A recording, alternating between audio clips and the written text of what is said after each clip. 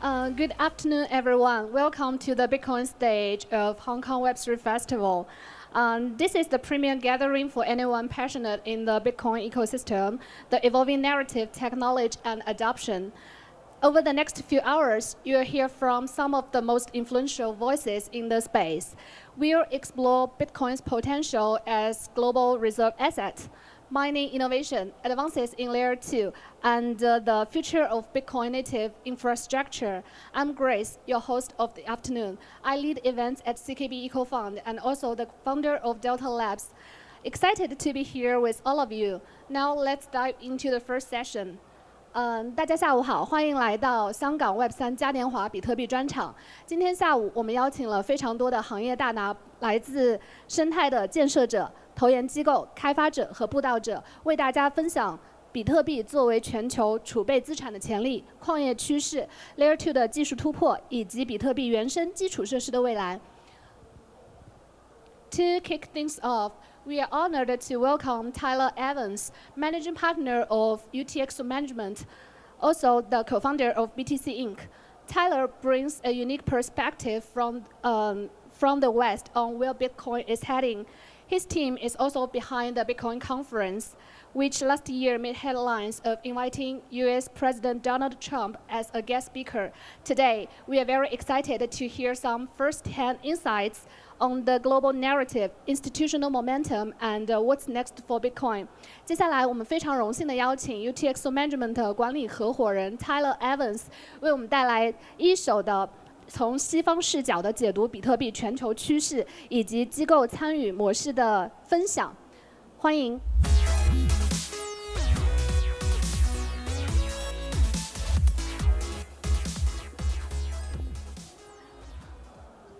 Hello, good afternoon, everyone. My name is Tyler Evans. Really glad to be here with you all. Thank you, Grace, for the introduction. I'm here today to talk a little bit about the state of Bitcoin, which is a lot to cover for 15 minutes. So I'm going to try to go fast, and we can walk through it a little bit. So just to kind of lay the groundwork here a little bit, and for what I'm going to talk about today, I'm really talking about this from a Western perspective. I'm based in the U.S. in Nashville, Tennessee. I just arrived in Hong Kong yesterday and have been deeply involved in the Bitcoin community in the U.S. really for the past decade. So my background is with a company called BTC Inc. My Bitcoin journey started when I was in university in 2013 when I bought my first Bitcoin. And after I did that, I went deep enough down the rabbit hole that I started a media company right out of college called BTC Media, which we've grown over the past decade to become the largest media company in the Bitcoin space. We publish Bitcoin Magazine. We host the worldwide Bitcoin conference series, which was in Nashville last year, where we had candidate Donald Trump join us and lay the groundwork for his policy of what Bitcoin could look like in the U.S. We'll also be back in Hong Kong later this year in August for Bitcoin Hong Kong. So I would love to see all of you there. So my perspective is really coming from the Bitcoin community in the U.S. and specifically on the institutional front.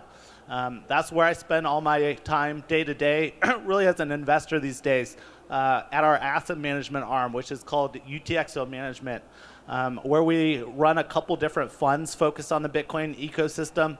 One is a early stage venture fund where we've been very active in Bitcoin, DeFi, Layer 2s, infrastructure. And so I'm going to spend a little bit of time talking about kind of the emerging Bitcoin ecosystem. But then our flagship fund is actually a liquid fund where we focus again on Bitcoin, but really on derivatives, ETFs, listed companies, and the Bitcoin treasury company strategy, which I'm going to talk a lot about. So let's get into it. Again, to cover what's next for Bitcoin in 15 minutes is a tough task, but I really want to frame this as 2024 was the year of the start of institutionalization of Bitcoin in the US. And then looking ahead, what's to come this year as the start of the nation state era for Bitcoin. So in 2024, just as a recap, we really kicked off, again, what I'm calling the institutional era of Bitcoin with the approval of the spot ETFs in Bitcoin. In the US, that's really what kind of laid the framework for institutional investors to access this asset class. We saw the launch of the ETFs being the most successful ETF products ever launched in history, with the BlackRock IBIT ETF setting the world record for asset growth to 10 billion to 50 billion. And we saw, the emergence of that really translate into a mega institutional bid for companies like MicroStrategy. And then that momentum ride into the election of the very first U.S. pro-Bitcoin president, Donald Trump. So as we look back at, the real catalyst for Bitcoin last year, and what really drove this adoption on an institutional scale, you had the ETFs, again, as a landmark success, basically of all the ETFs that BlackRock has ever launched, the Bitcoin products being the fastest adopted, fastest growing in their history. But what we saw emerge was really the opportunity, and this is what we spent most of last year investing in out of our fund at UTXO Management, for the Bitcoin Treasury Company, or the Bitcoin Strategy Company. And so this is a concept that Michael Saylor really pioneered in the US. And for those not familiar with the story, Saylor had been running MicroStrategy, a public company that he founded, for decades, but it was kind of a low growth, kind of very stable enterprise software business. And he saw the opportunity to be really the world leader in adopting Bitcoin as a publicly listed company. And he took that plunge about 4 years ago when MicroStrategy was trading around a $1 billion market cap. He has grown that over 100x in the last 4 years, with MicroStrategy topping out at above 100 billion market cap, making it the best performing equity in the entire US market in 2024. And to zoom out a little bit, what these Bitcoin treasury companies really represent is a way to sell Bitcoin exposure into an institutional audience by repackaging and securitizing Bitcoin into forms that institutional investors are familiar and comfortable with. And so, the secret that Saylor really discovered was that there are massive pools of capital out there. Insurance companies, fixed income investors, convert ARB funds that have a mandate where they can only invest in that specific type of security. But all of those institutional investors want some access to Bitcoin as the best performing asset class of the last decade. And so what Michael Saylor really pioneered with Strategy was a way to repackage that Bitcoin exposure by putting it onto the balance sheet of a public listed company that then can issue securitized products like common equity, corporate bonds, preferred securities, convertible bonds, basically these securitized instruments that fit into the mandate and that these institutional allocators are comfortable with buying, that they understand, that can fit into their portfolio. And so that drives kind of the flywheel of BTC yield that enabled Strategy to scale up their balance sheet from a $1 billion market cap when they started this strategy to over 40 billion in Bitcoin that they hold today. And so, Saylor's really the expert here, kind of wrote the playbook. We saw an opportunity to globalize this strategy and take it into more markets worldwide. So we did that in Japan with a company called Metaplanet, who I'm proudly repping here today. Metaplanet was a Japanese hotel and hospitality company that followed Saylor's playbook and adopted the Bitcoin standard for their balance sheet just 12 months ago in April of 2024. In the span of 12 months, they were able to grow their market cap 100x through the power of Bitcoin on their balance sheet. And Metaplanet last year in 2024 was the best performing equity globally out of 55,000 companies listed, over a $250 million market cap. In the US, we've also got GameStop looking to join the party. They're the company that just raised a $1.5 billion financing round with the intent to buy Bitcoin. So I'm hoping over this next week we get an announcement that they've joined the party. And finally, we're bringing this strategy to Hong Kong as well with a company called Moon Inc. That we acquired a controlling stake in just a couple months ago, and where we really see this being the gateway that's very complementary to the ETF products listed here in Hong Kong, but to bring Bitcoin exposure to more of the institutional investor landscape in Hong Kong, and hopefully someday into mainland China as well. The last thing I'll touch on just briefly here is, within the Bitcoin ecosystem, really through 2024, we saw the emergence of things like ordinals, runes, and BRC20 tokens on Bitcoin, showcasing, the opportunity to use Bitcoin not just as a store of value or not just as a payments layer, but actually to use it as the building block and infrastructure to build a true DeFi ecosystem. Over the last year, we saw hundreds of millions of dollars of VC funding from firms like our own pour into companies that are building layer 2s, building DeFi, building Bitcoin native stablecoins, building all sorts of infrastructure for developers and users to explore new use cases on Bitcoin. This market is very early, but it's one that we're extremely bullish on at UTXO Management. And we think that a number of these companies, including a good number that are based in Hong Kong here, will be coming to market over the next 12, 24 months, and that this opportunity within the Bitcoin ecosystem really represents a catalyst to drive new waves of adoption, new types of users, and new economic activity onto the Bitcoin chain. All right, so that was 2024 at a very fast-paced recap. Let's look ahead a little bit to 2025. Which I'm calling the start of the nation-state adoption era for Bitcoin. So I'd be remiss here not to just try to reiterate for the audience how monumental of a shift that we've seen on the regulatory side and really on the government attitude towards Bitcoin and crypto in the first couple months of the new Trump administration in the US. We were very grateful to host President Trump at the Bitcoin conference in Nashville last year. And he made a number of promises to the audience about what he would do for Bitcoin. Things like freeing Ross Ulbricht on day one of his presidency.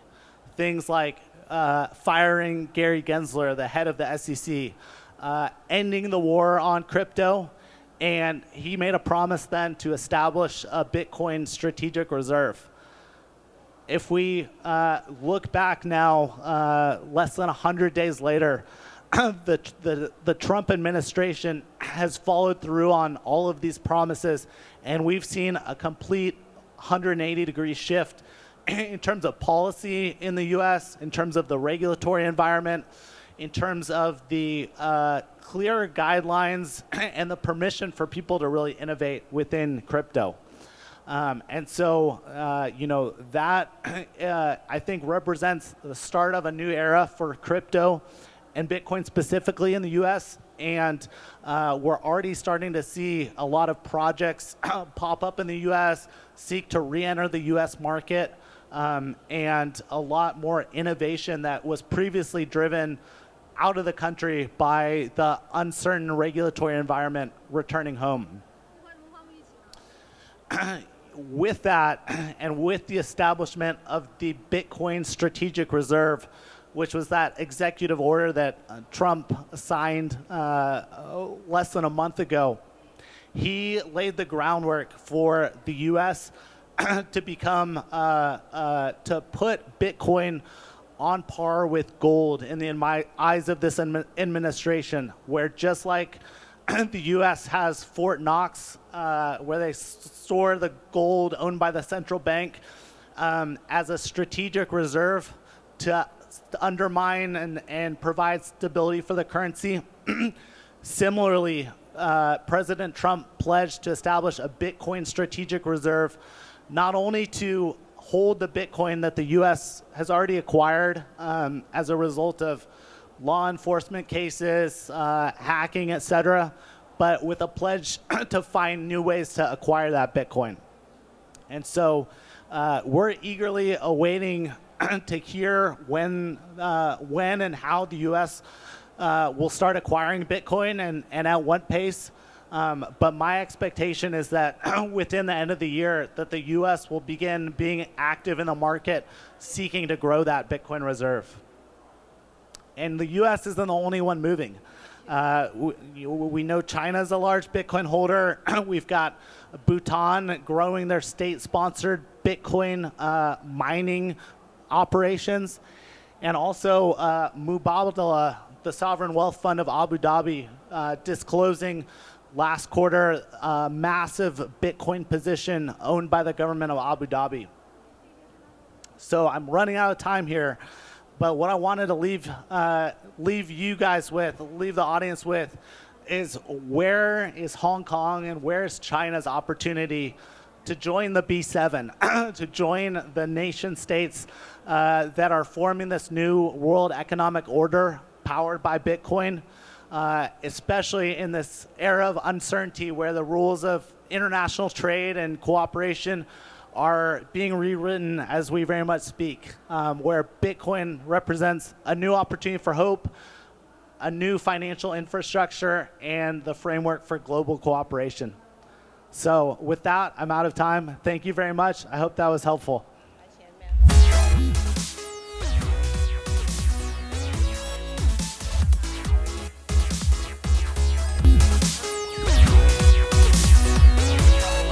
Thank you, Tyler, for the amazing sharing, and we've seen a new perspective from the West side. And next session, let's dive into the Bitcoin's potential on the global stage. In this fireside chat, we'll explore a powerful vision, Bitcoin as the world's next reserve asset. Joining us are David Zell, co-founder of Bitcoin Policy Institute, and Lennox Lai, Global Chief Commercial Officer of OKX, moderated by Sagan Garg from Bank Julius Baer. This session will dive into microeconomic implications of Bitcoin going global. 感谢 Tyler 带来的精彩分享。那接下来的话，我们将把视角拉得更宽广一些，一起讨论比特币是否有可能成为全球的储备资产。大家欢迎。All right.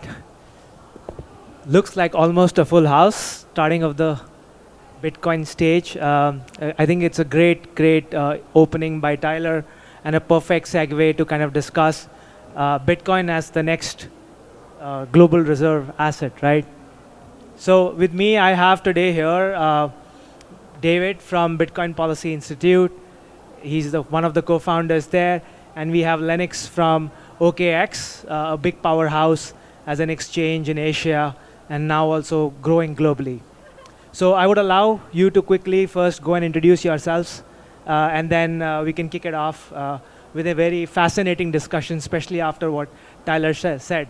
Last year was the institutional year. This year probably is the sovereign year, and I think that might be a great way to start. But yeah, first introductions, David. Yeah, I'm David Zell. I'm the co-founder and co-president of the Bitcoin Policy Institute. We're the largest cryptocurrency think tank in the United States. And so we work with government officials from Congress as well as the White House on all things related to Bitcoin. We wrote the first and only white paper on the Bitcoin strategic reserve the day before the election in the United States, and people thought we were crazy. Maybe not. So excited to chat about the future of Bitcoin as a sovereign reserve asset. Hey guys, my name is Lennox. I'm the global CCO of OKX. So basically, OKX is a top 3 exchange in the world, and I think we're regulated in all the major jurisdictions at the moment: US, Europe, Dubai, Singapore. Awesome. And I'm Sagun. I'm from the Global Innovation Lab of Bank Julius Baer. It's a Swiss private bank. Happy to moderate the panel today. Let's try and spice it up as well. Feel free to go full throttle with your thought. So the first question, David, to you is, so what makes Bitcoin a credible alternate to traditional reserve assets? So we've looked at gold. We've looked at how the world believes in gold. I think gold's been doing phenomenally well in the last couple of months as well. And I think the question is, why now? Why is everybody considering Bitcoin as an alternate to gold when the gold seems to be doing amazing in these troublesome times? Yeah, I mean, I think the emerging consensus is that the era of sort of peak neoliberal world order is perhaps drawing to a close. I think that's evidenced by a number of things. The sanctions that America levied against Russia, I think, were a real sort of Rubicon moment with respect to how central banks think about the composition of their reserves. I think that was sort of the canary in the coal mine. We've seen that since those sanctions, every country in the world that has any notional risk of being subjected to financial sanctions by the United States has been selling treasuries and rebalancing and adding gold. So it seems like a lot of the surge in demand for gold is coming from central banks. I think that there is a sort of renewed interest in financial assets that are politically de-risked. I mean, traditionally, that's one of the principal reasons that people have invested in gold, is that depending on how you store it, lacks counterparty risk, it lacks political risk, and it tends to perform well during times of economic shock. So it's a fairly uncorrelated asset. And so to answer your question of why I think Bitcoin is a viable reserve asset, I think the simplest explanation is because it has essentially all of the properties of gold, but is more fit for the digital age. So I think I sort of look at it as a sort of upgrade to gold, or gold 2.0. It's interesting. One of the fellows at my think tank is an economist for the U.S. intelligence community, and he published a white paper with us back in October entitled "The Case for Bitcoin as a Reserve Asset." Obviously, his views do not, represent those of the United States government. But it's a very interesting paper nonetheless. Prior to working for the intelligence community in America, he was a economics PhD at Harvard. And it's a short paper. It's like 10 pages on our website. I would recommend reading that if anyone is interested in kind of a more formal dive into the question. But yeah, I think in brief, Bitcoin does everything gold does, but better. Try sending $1 billion worth of gold. What are you going to do? You're either going to send a paper claim to gold, and you're not actually moving a bearer asset, or you're going to hire private security, load up a plane, and fly bullion. With Bitcoin, I could move $1 billion halfway around the world in 10 minutes for $1, and that's pretty wild. Yeah, thanks. I think you bring up an interesting point of view, which is composition will also play a big part. So I think, Lennox, we could probably get your view, is Bitcoin going to be the ultimate replacement of gold standard, or will it be a composition? How do you see, give a rebuttal to David, on that point of view? yeah, before OKX, I was a gold trader. Yeah, and commodity gold Perfect. traders are maybe a lot of people not understand what the gold that we're trading today. It's not exactly physical gold as in compared to Bitcoin. We're trading paper gold. A gold, a kind of like a derivative contract and agreements across the globe are for gold. And which physical gold is stored in some kind of New York vaults and all kind of gold vaults everywhere. So in order to compare, if you think about central bank perspective, if you want a hedge on liquidity and hedge of geopolitical crisis or instability, especially in Europe perspective, you're putting a majority of your gold reserve in New York, and which somehow you have absolutely or a lack of transparency compared with Bitcoin, right? And in terms of custody, in terms of whether or not this physical gold has been collateralized and doing something else, we don't know. So I think with the political decoupling across the globe, people are starting to at least realize I need to diversify our strategic reserve of my currency, because after the trade war, everyone is thinking about currency war. We need to devalue currency to counter tariff impact. So the next step is I need to build a relatively diversified reserve. So I'm not sure whether or not it will be replacement, but I'm very sure that people are starting to recognize Bitcoin as a digital gold is actually a better form of gold, much more transparent, even in a central bank perspective. Interesting. Yeah, I mean, this whole angle of currency devaluation, especially in this whole tariff play that's currently everybody's experiencing. It's on the top of the minds of everyone. This fundamental question, whether Bitcoin can actually become this gold reserve standard equivalent.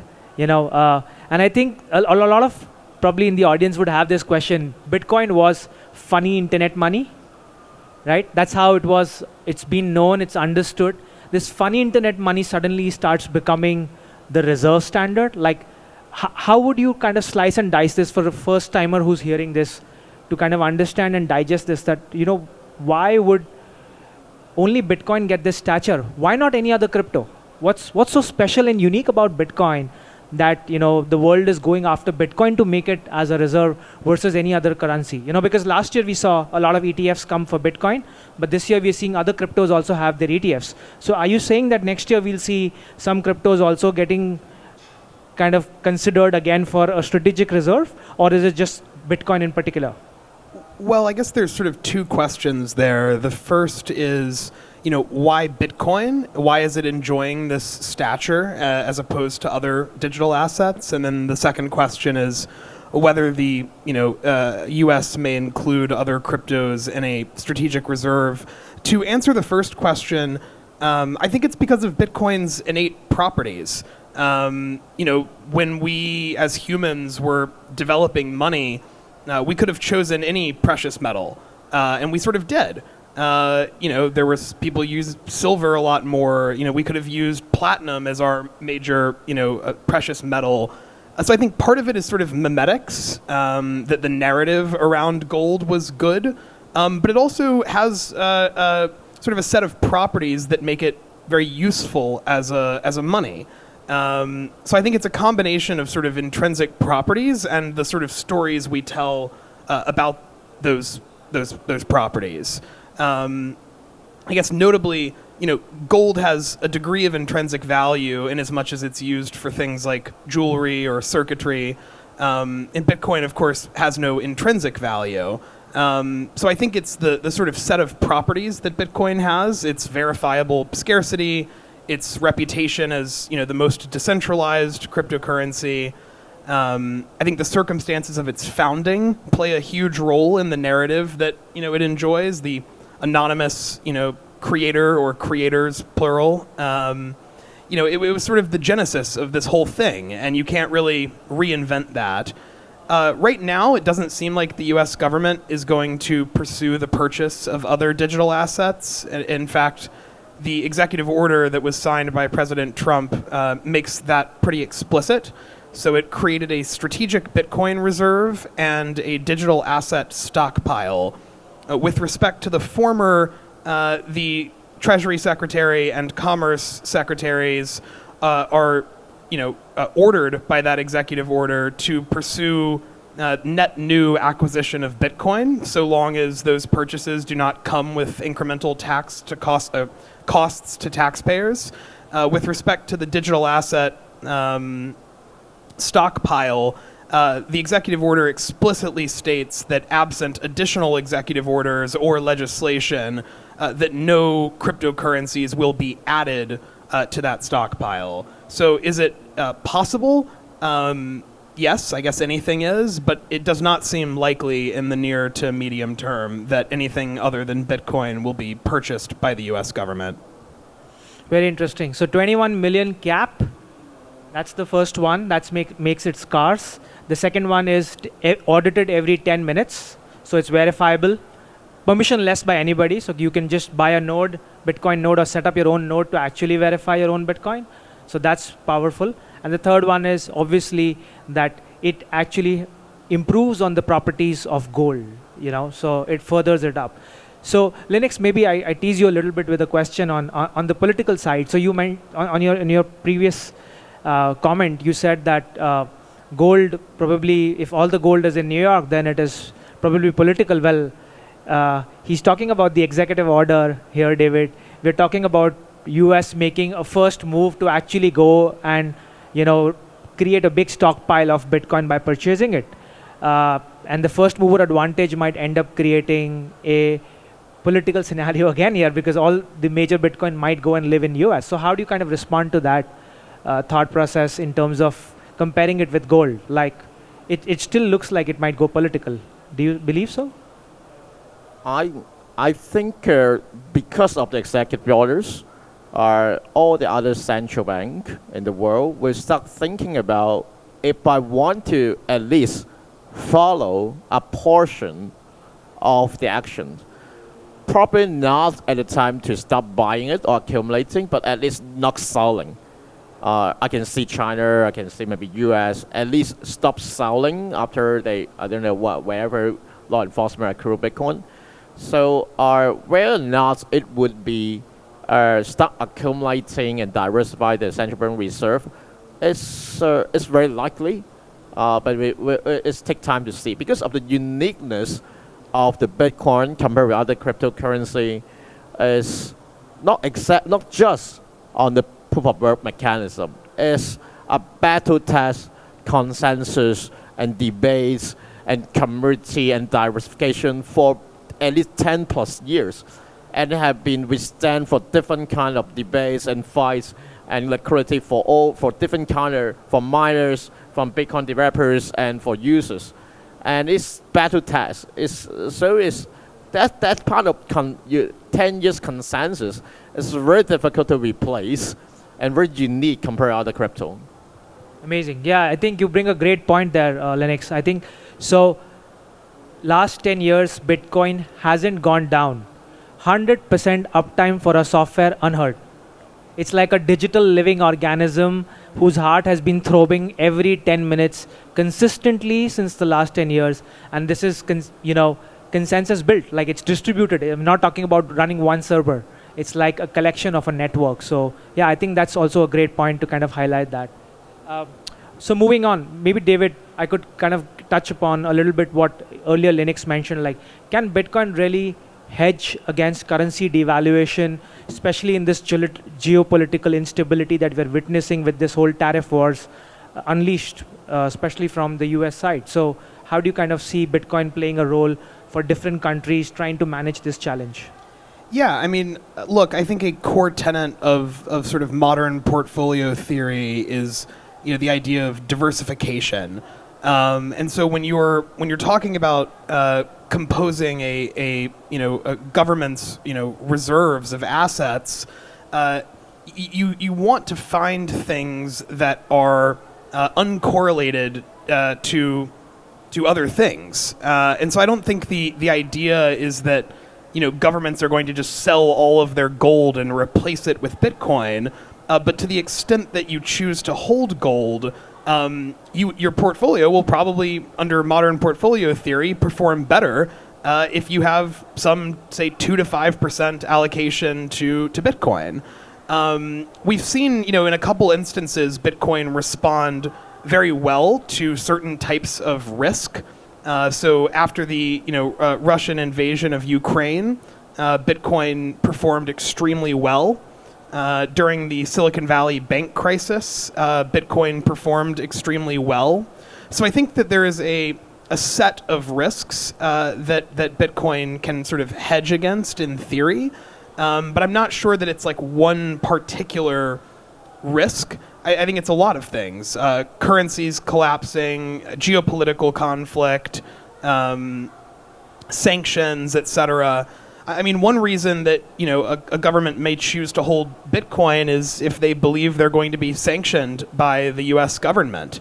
Bitcoin is, of course, transparent, but there's no way to impede on one's ability to transact.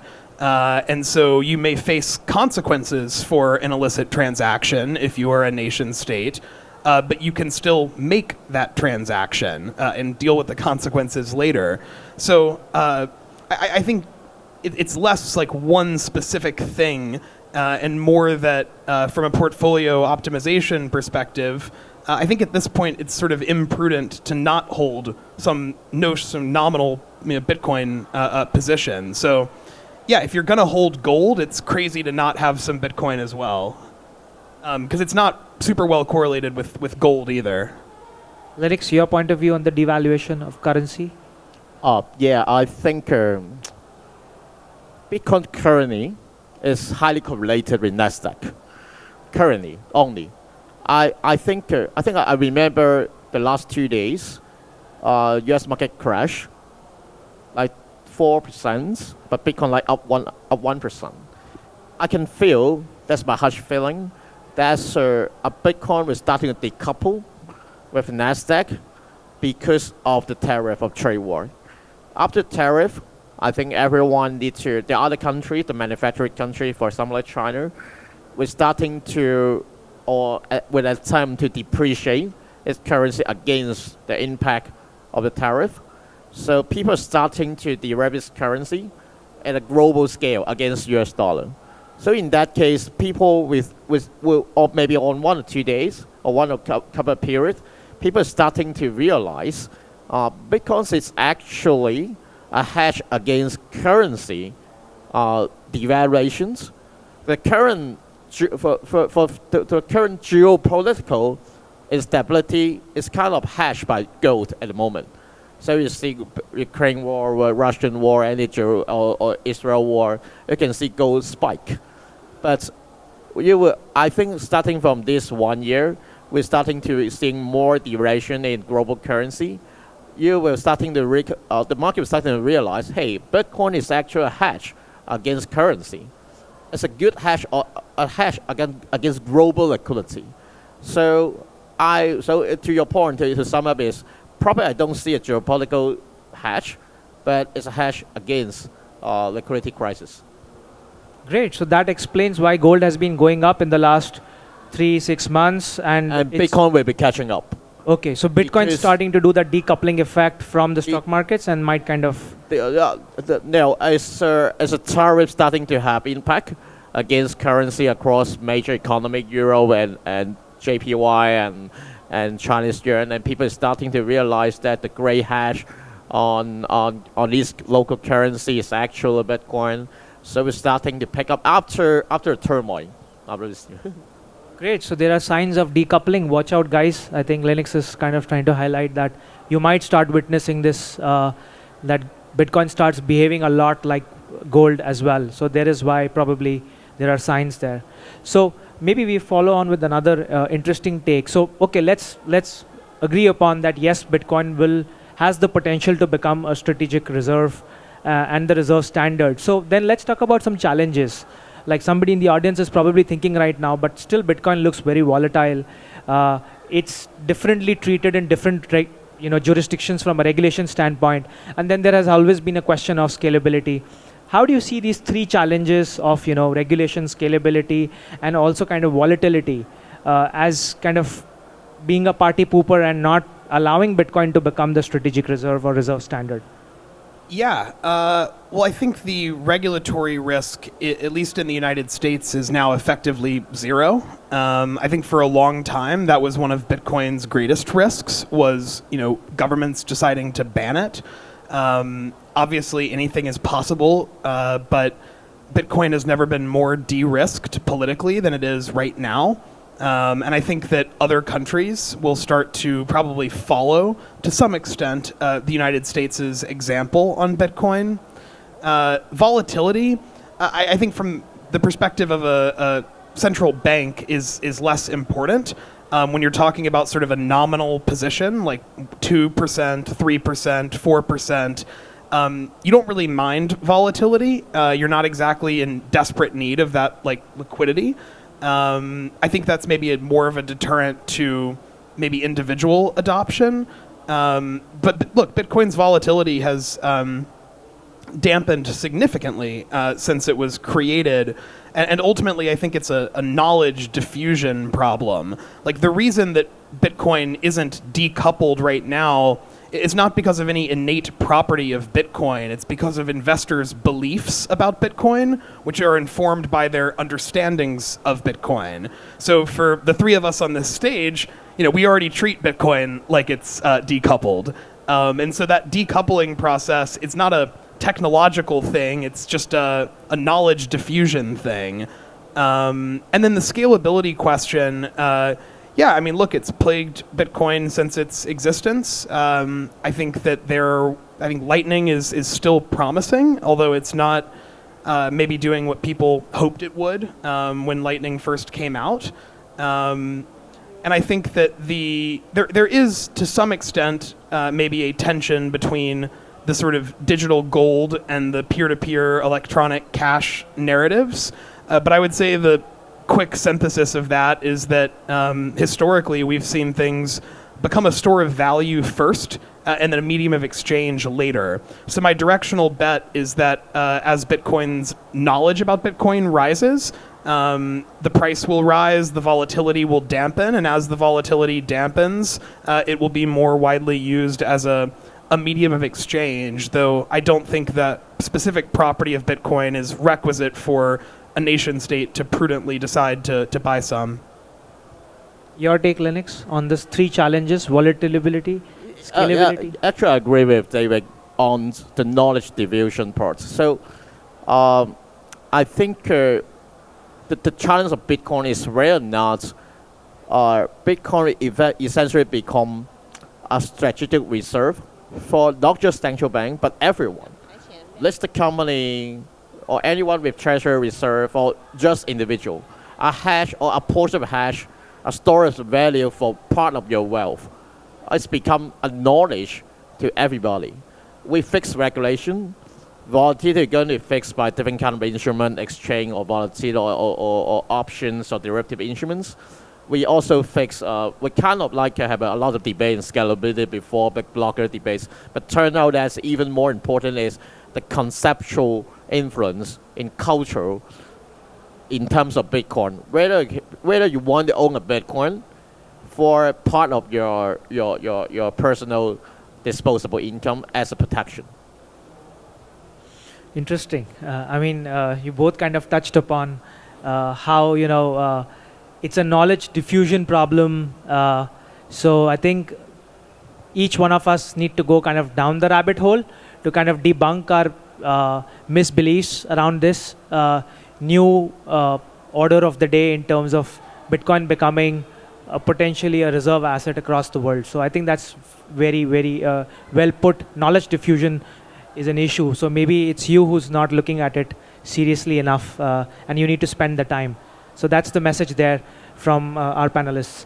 Okay, so in the next 5 years, will Bitcoin replace, coexist, or complement gold as a composition for central banks along with precious metals? What's your take? So I know US from a perspective of the executive order, so they've kind of put their clarity right out there. But how do you see the world playing out? Like, how fast do you see like the other countries will follow through in terms of central banks adopting this. So what's your prediction for the next 5 years beyond US? And maybe Lennox, then you can take up the same question. For other major countries, how do you see that playing out? Is it going to be a FOMO situation? I mean, look, I think the average consensus view is that the American Strategic Bitcoin Reserve is just kind of bluster, and that they're not serious about it. I think once the United States government actually buys additional Bitcoin, that's going to set a really, really wild and rapid race. I think that's kind of how would you say it? The fireworks have been placed, the fuse has been laid, and we're sort of standing there with like the match over the fuse. I think that spark will be the net purchase of new Bitcoin. I think that most market participants are not pricing that in like at all, and think that Trump is joking. I can tell you from my work with American policymakers, he's not. I think they're going to buy Bitcoin. I think they're going to buy it soon. And I would be shocked if the world ignored that. Quick 2 minutes take from you, Lennox, on the same point. Yeah, I agree. I think at least as a point of view, all other central banks would kind of follow. So people are feeling are kind of afraid for lag behind before US start buying. If it's go 2.0, I got at least 1 or 2% at the pension fund according to a countryside. I think it makes sense for a central bank. Very interesting. So it's happening. The question is, when is it happening for your country and jurisdiction? That's the final take on this. So it was a great panel. I think we summed it up very well. Thanks, David, and thanks, Lennox, for your amazing point of view on the next reserve stand. Hi, good afternoon. I'm Jimmy. I'm honored to be here to share some personal thoughts, observations, and perspective on BTC mining. And the heart of mining business is profitability. It is about revenue minus electricity and operational costs. That's simple. It's a really simple equation. But the story behind it is complex. I will do my best to break it down. First, we will look at how the 2024 halving has shaped the revenue and transaction fees. Then see how renewable energy and AI are helping miners keep costs down and efficiency up. Let's dive in. The 2024 halving hits in April. Half the block reward with nearly 95% of Bitcoin already mined. You'd think profits would take a dive. That's not exactly true. Let's see some numbers. In Q4 2023, miner earned 3.6 billion, which is the same as it in Q4 2024 and Q1 2025. Although there was some fluctuation in between, in general, the miner revenue is remaining on the same level. Let's see hash rate. It's jumped about 50% from 600 to 900 ehash during the same period. So the year of 2024, the resilience shows miners can adapt to reward cuts through scale, which means adopting more miners or updating them into higher performance versions. Those smaller miners might not find it so easy. If we look into it a bit more, Q3 2024 projected a dip to 550 ehash, but recently, in early April, we are at a new all-time high. That quick recovery hints significant infra investment, underlying a solid base of what is ahead. Big miners are leading the charge. Our mining giants Q4 2024 mined 703 blocks, which almost doubles the number in Q1 2024 pre-halving. And even more, its net income grew about 6% from Q1 to Q4. And nevertheless, another giant pulled in 143 million in Q4 self-mining, 377 million for the year of 2024, with hash rate up to 154% yearly. I just want to recap. At the same time, the network hash rate only rose about 50%. Scale was paying off for them. The halving was not disrupted the short-term profit model for the giants, but it widened the gap with smaller operations. For those smaller miners, High power costs and outdated gear pushed many out in Q4, and that's likely to continue into 2025. As our recent work with some miners, the mining industry is becoming well capitalized, more regularized, and mature. The economy of scale is necessary for splitting the fixed cost per unit. Consolidation would be a trend we might see deepen this year. That split suggests a more centralized industry over time, which isn't without risk. There has been a lot of talk about hash rate centralization and the network security worries.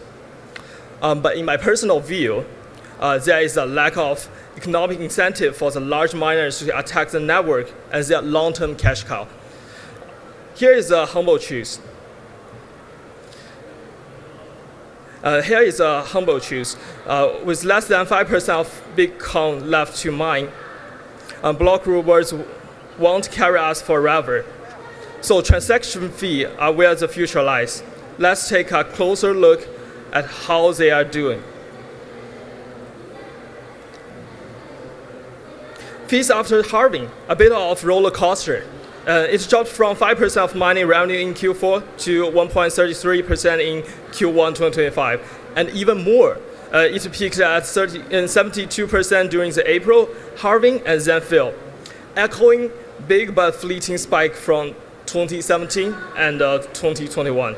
Those surges show fee can cushion reward cut briefly, but their ups and downs mean we need something steadier. Daily fee tell us the same story. It reaches more than 100 BTC daily in April and August 2024 and dropped to single digits recently. It's a really big drop. And what's driving this? Of course, halving is one of the biggest reasons. But what's more? Let's see some facts. As someone mentioned ruins before, ruins kicked off with 135 million in its first week of April 2024, lifting in the second half of the year, though it's tapering off now, and Ordinals added 200 million in Q4, but its share shrank in Q1 as speculation cooled. Those booms are exciting, but their short lifespan pushes us to find lasting solutions. Yes, speculation fueled Q4's high and the ruins and ore, but the drop-off shows is limited.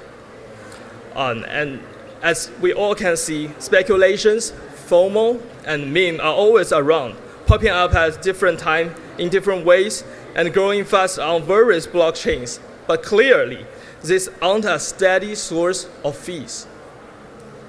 So what could provide steady fees? I see layer 2 solutions, tokenizations, and real uses that can create solid value for the long run. And let's start with the layer 2 network. The Lightning Network has demonstrated robust growth in transaction volume, rising from 12 million monthly in August 2020 to 78 million in 2023 and 286 million in November 2024, reflecting its increased adopting as a scalable Bitcoin payment solution. In 2025, daily transaction estimates suggest about 200K transactions with volumes potential reaching 10 million per day, driven by efficiency gains and user cases. Despite stabilizing capacity in early 2025, the network ability to handle higher throughput with fewer channels highlights its mature infrastructure and promising future for fast, low-cost Bitcoin transactions. And then the tokenization is gaining traction. Digitalizing assets like real estate and bonds with both traditional finance and the DeFi tapping into its potential for seamless access and trading. Bitcoin stands out for tokenization due to its unmatchable security and the highest hash rate plus its 1.6 trillion market cap, making it a rock-solid anchor over less proven chains. These strengths could surcharge Bitcoin's role, bleeding its trust stability with tokenization's flexibility, positioning it as the prime choice for a tokenized future. Further, let's see some corporate adoption cases. As we all know, the MSTR's massive stash of about 500k BTC underscore Bitcoin's growing role in corporate treasury, proving it's more than just a speculative asset. While Tesla's nearly 10k BTC holding haven't yet been translated into daily transactions, their past engagement, like accepting Bitcoin payment in 2021, shows how big players could drive real-world use, potentially sparking millions of trades if they fully commit. These examples hint at Bitcoin's mainstream potential, where corporate adoption could fuel widespread activity and cements its place in everyday finance. Let me share one example that caught my eye, which is CKB. It shows a complete chain of payment from infra to interface. It's a layer 2 solution with wallets for payment. It's using Stable++, RGB++ for stablecoin flow across chains, and Fiber Network and CKB for fast off-chain processing and settlement. And a sell model for smart contracts pairs that with Bitcoin security, and it's a standout payment infra. Think e-commerce or cross-border payments, lifting chain activity. CKB's framework feels like blueprint for how layer 2 could stabilize and scale fees. Together, these ideas could enrich Bitcoin ecosystem, more volume, more value, more fees. It's a hopeful picture if we can make it work. Yeah, with halving Titan revenue, let's shift to how renewable energy and AI can keep mining viable, cutting costs, boosting efficiency, and tackling environmental pushbacks. Firstly, renewables are changing the game. By 2025, 56% of mining runs on clean energy, up from 37% in 2021, and Texas miners tap wind, 30% of state's power, and solar at just 3% per kilowatt hour. That's cheap. That's really cheap. And green power gives them a cost edge, keeping profits alive as reward shrink. A leading mining company's solar project in 2024 also cut costs to only 4 cents per kilowatt hour and cut emission by 6%. And further, there is a synergy between miners and the local electricity facilities and network. Bitcoin miners can work with the electricity network by soaking up excess power during low demand period, like overnight or wind days, and keeping costs low while supporting grid stability. When demand spikes, such as like the Texas heat waves, they quickly shut off, freeing up energy for homes and earning profits in the process. As the innovative heat reuse offers another twist, Bitmain's NRAC redirects 290 kilowatt miners heat to the hotel swimming pool, saving about 200 heating costs daily, and also add on 200 daily mining profit. It's a clever approach not only save money but also trim carbon emission, a surprising win-win. As energy-intensive industry, you may be interested in mining's carbon footprint.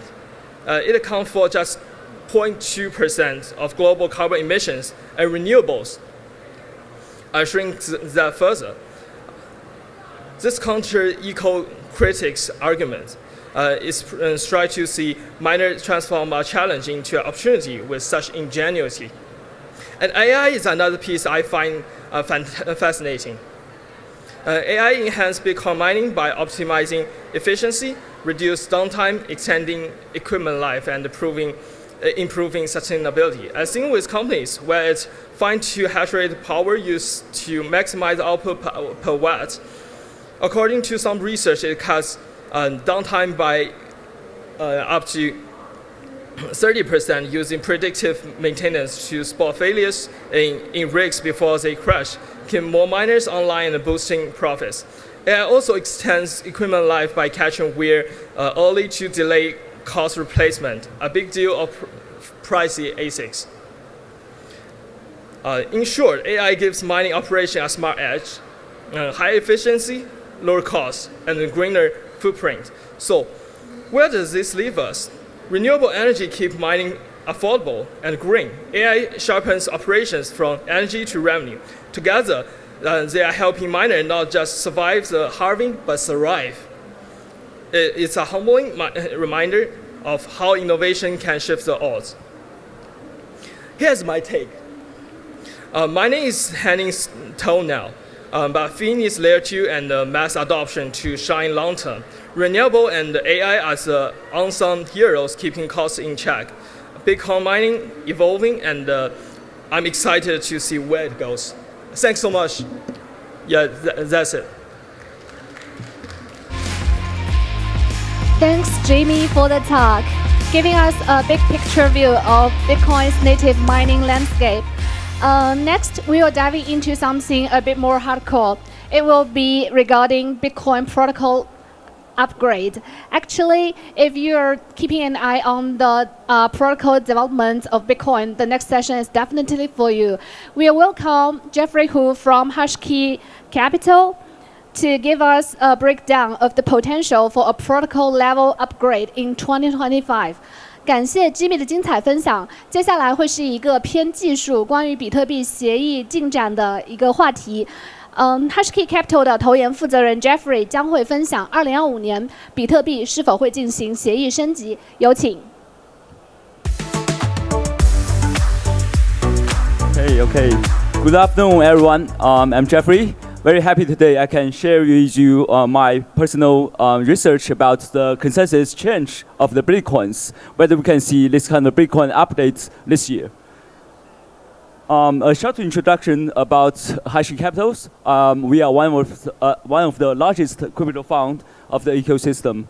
We have invested more than 500 projects before, and we covered almost all sectors of the industry. And we continue to looking for new projects, and we also invested lots of the Bitcoin projects before. For myself, I'm a head of investment research of the Hashkey Capital, and I myself also contributor for the Bitcoin OP-Tech newsletter, which is, I think, one of the most famous newsletter of the Bitcoin's industry. So let's back to the topic itself. So for today, I want to share you with 3 topics. One is I will go through quickly go through all the overview of the potential upgrade proposals, and I will also share you with some review of the upgrade process, how it will upgrade. And I will also share some of my predictions of how it will affect of the Bitcoin industry and also the Bitcoin ecosystem. So you may wonder, in the first place, does Bitcoin also upgrade? I'd say yes, because you can see lots of the new Bitcoin's features, including the BRC20, ruins, and other features you may know that has been enabled after the Taproot upgrade. But like maybe even earlier, like CKB also enabled lots of new features, including the Lightning Network. Besides the CKB, you can see that it somehow also enlarged the block size itself, but it also enabled the Lightning Networks. And the Bitcoins, like the Taproot upgrade, also enabled some other features rather than the BRC20 and Ordinals. Like you can see, Bitcoin itself, you can see that it has the native account abstractions features right now, rather than comparing with the Ethereum. Because when you see the native Taproot address, you cannot tell whether it's a single signature, multi-signature, or maybe script. So that's we can see that the Taproot address is the first class citizens of the Bitcoin network. So we have the native account abstractions on the Bitcoin. So that's all the features has been enabled by the Bitcoin upgrade. But how it works, because for Ethereum, I think it's easy, right? We can follow all the discussions of the core developers for the core dev course, and we can also learn something from the roadmap. But for Bitcoin, it's quite different. So the first, I think the major difference might be related to the process itself, because the Bitcoin itself just followed all the soft forks. so there's a consensus change. Because so for all the node, the don't actually some nodes don't will be to be expelled from the network, even though they don't agree with the new features. Probably the node just don't want the new features, but they can still stay in the network. So that's a soft fork. And so that's the consensus upgrade in the Bitcoin, so it works. And also, there has been some non-consensus change even every week, because if you follow the OPTEC newsletter, you will see that all the clients and also all the software of the Bitcoins, it updates in many kinds of ways and many very frequent ways. So we have some new features even without consensus change. So that's all kinds of the upgrades the Bitcoin can have. So probably we can talk about the non-consensus change. So that's when on the node's own behaviors, so that we can have the mempool behaviors like mempool policy, including maybe you have the RBF features and some kind of the V3 transaction relay. So let's kind of the mempool related features. And we also have some new features like broadcast. We can see using the early, some other features to optimize the transaction broadcast. And also there have been some UTXO related some features like UTXO and also dust limit. And we also have some new features, quite interesting, like the silent payments and other kind of new features. All these kind of new features just don't require the consensus change. We can just build some new features based on the node itself. So all the other features, they don't need to change the consensus rule itself. So that's the upgrade without consensus upgrade. Or maybe we can see that's more precisely, we can see the consensus change. But some features do need change the consensus rule that all nodes have to follow. So that means the rules, the nodes to how for them to verify the blocks, how for them to verify transactions will somehow change. So that's a consensus upgrade. We can see the consensus change. So that's the topic we will talk about today. And I will summarize this change into maybe into three categories. One is called the technical debt. So we will see the consensus clean up. We have some technical debt to solve in the first place. And we can have some new features like the covenants, so which is quite kinds of the proposals, not only one features, but probably many kinds of features being enabled by the covenants. And maybe we'll have some new other kind of features rather than the programmabilities of the covenants. So that's maybe the three categories of the upgrade can be. So let's talk about the first category is the consensus cleanup. So we do because Bitcoin has been run for more than 10 years, there has to be some of the technical debt before. So developers has been discussed recently to see whether we should doing this kind of consensus cleanup first to solve some problems like time warp attacks or maybe duplicated coin-based transactions. So that's a technical that we have seen in the Bitcoin network. But people are also very cautious because if we change something, if they just have some transaction spending that UTXO using that features, probably that means we will confiscated some monies from the Bitcoins, which is against the philosophy of the Bitcoin. So people also discussing whether we should do that, but we can be quite cautious to doing that consensus cleanup. So the second one is covenants. So covenants is very kinds of the proposals we have been discussed quite recently. So covenant itself is a mechanism that we can set some conditions. So how we can spend the money. So because right now, so if you own some UTX, so you can send it in anywhere, anytime. But for the covenant itself, so it can set some conditions on the UTX, so how you can send. But right now we do have some limited covenants right now, but we only got the time lock so that we can just spend the UTXO after like several blocks, and then we can spend that money. But if we want some more programmabilities, I think we need some covenants to have this more programmabilities. So if you're interested in learn more about this, you can also check out our research report before. this is also survey of all the covenants, because you see there's not only one covenants, but there's lots of other covenants, including the OPCAT you may know, but also some other covenants, quite hot covenants right now, because like the OPCTV, CSFS, and other kind of covenants. So our people are talking about recently. So there's a survey about all the developer opinions about whether we should do it early or we should discuss more. So the first covenant I want to talk about is the OPCTV, because CTV is short for the check template verify. So it can check the some transactions which span the UTX. So whether it's a transaction hash can match the match the template you set before. So only if the transaction hash matches, so you can spend that. So that means you can just spend that money to the predefined ways. One example that maybe you can see is a Babylon staking. So when the money has to be slashed, it can be defined that money has to be burned, not to send someone else's wallet. So that's one of the example of the OPCTV's use case.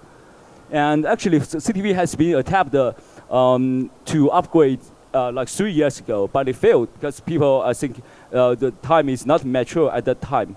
But I think for this year, we also have seen some progress of the CTV, because right now it's been submitted a PR in the Bitcoin core repo recently. So probably we will have some more discussions, because some other developers also thinking about whether it's still, because the features are quite limited.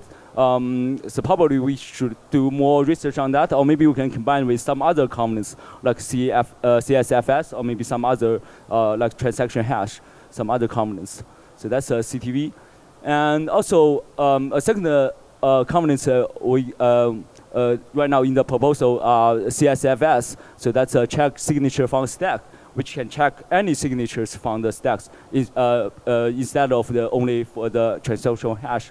So we can enable more flexible contracts, like for the more decentralized DLC, and maybe some other applications like L2, or maybe some other features. So right now, developer community, I think it's more acceptable to do the more like a CTV plus CSFS to make it more powerful. And also some proposals are also considering that maybe you can do it step by step. Maybe you can do it first as a CTV plus CSFS, and then we can do OpenCat, or maybe GSR, or maybe you can do the L enhance later on. So we can do it like in 3 steps instead of we do it in 1 step. So that's a CSFS. And another one probably is more popular in the Bitcoin ecosystem is OpenCat. Actually, it's quite simple. It's concatenates 2 items on the stacks, and it's also disabled quite long ago because of it has some vulnerabilities for the script. But right now it's been right now because Taproot upgrade, so we don't have this kind of vulnerability right now. So also people are thinking about whether we can to enable this script to have more applications, like we can, based on the OpenCat, we can make lots of the applications like landings, also for the Bitcoin BTC file, and most importantly, like we can do a very generic Merkle proof, Merkle tree verification, or maybe you can do some stack, this kind of verifications. So, but there's also some concerns whether it's too flexible, because we don't know whether it's some risk when we're doing that. So that's for the OpenCat. And also there have been some combination of all the proposals. Like maybe we can do it like in the combination. We can do it's called the L enhance to enhance all the Lightning networks. So, and also maybe we can also it's also be very useful for the ARC and maybe some other layer tools. But maybe it's too complex for the test auditing.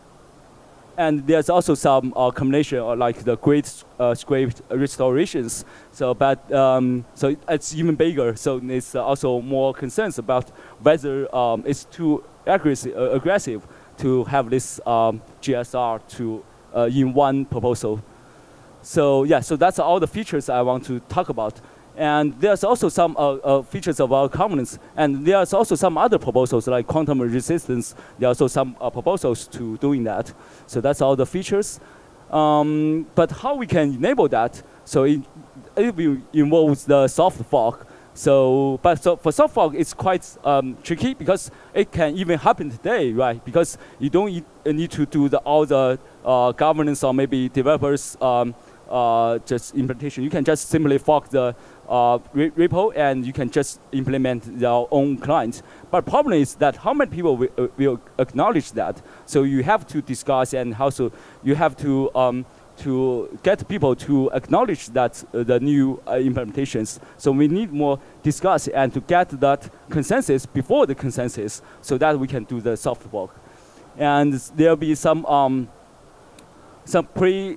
requisitions to before we can do that soft fork. Like we'll have a BIP, we'll have some implementations, and we will have some significant community support, and we will have some activation plan, like maybe some MASF or maybe USF.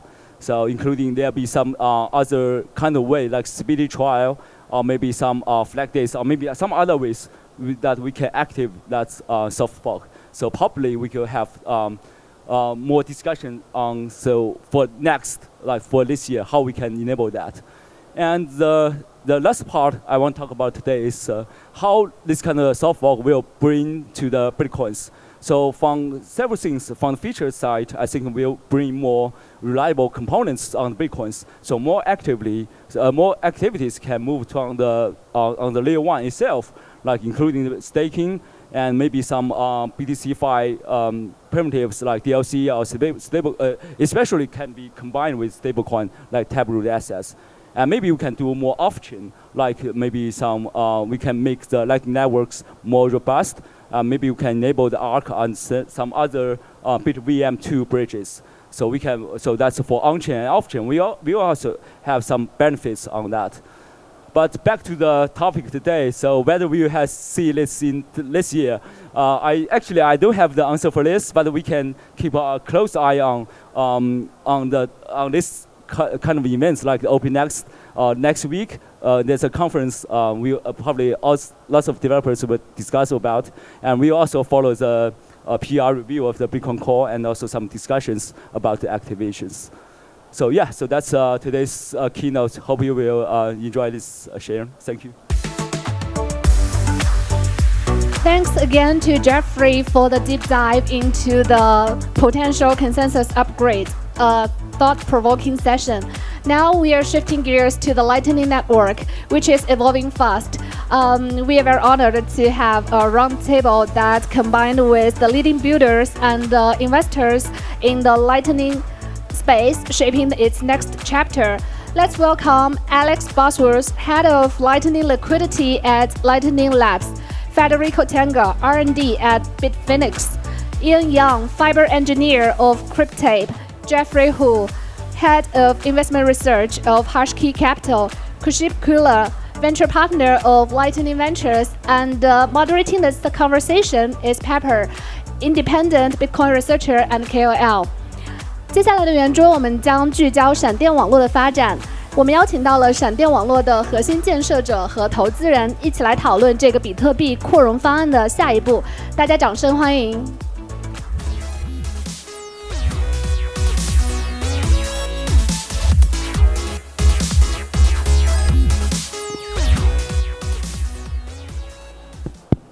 Hi. Sorry. Thank you so much for having us, for having me especially. I'm a jobless influencer, just doing, and I'm having such honor to be here to host this panel and to lovely meet all these wonderful people here. I'm Pepper. Yeah, I've been hosting this panel, and this is the topic about Lightning Network. So speaking of Lightning Network, it has been over a decade.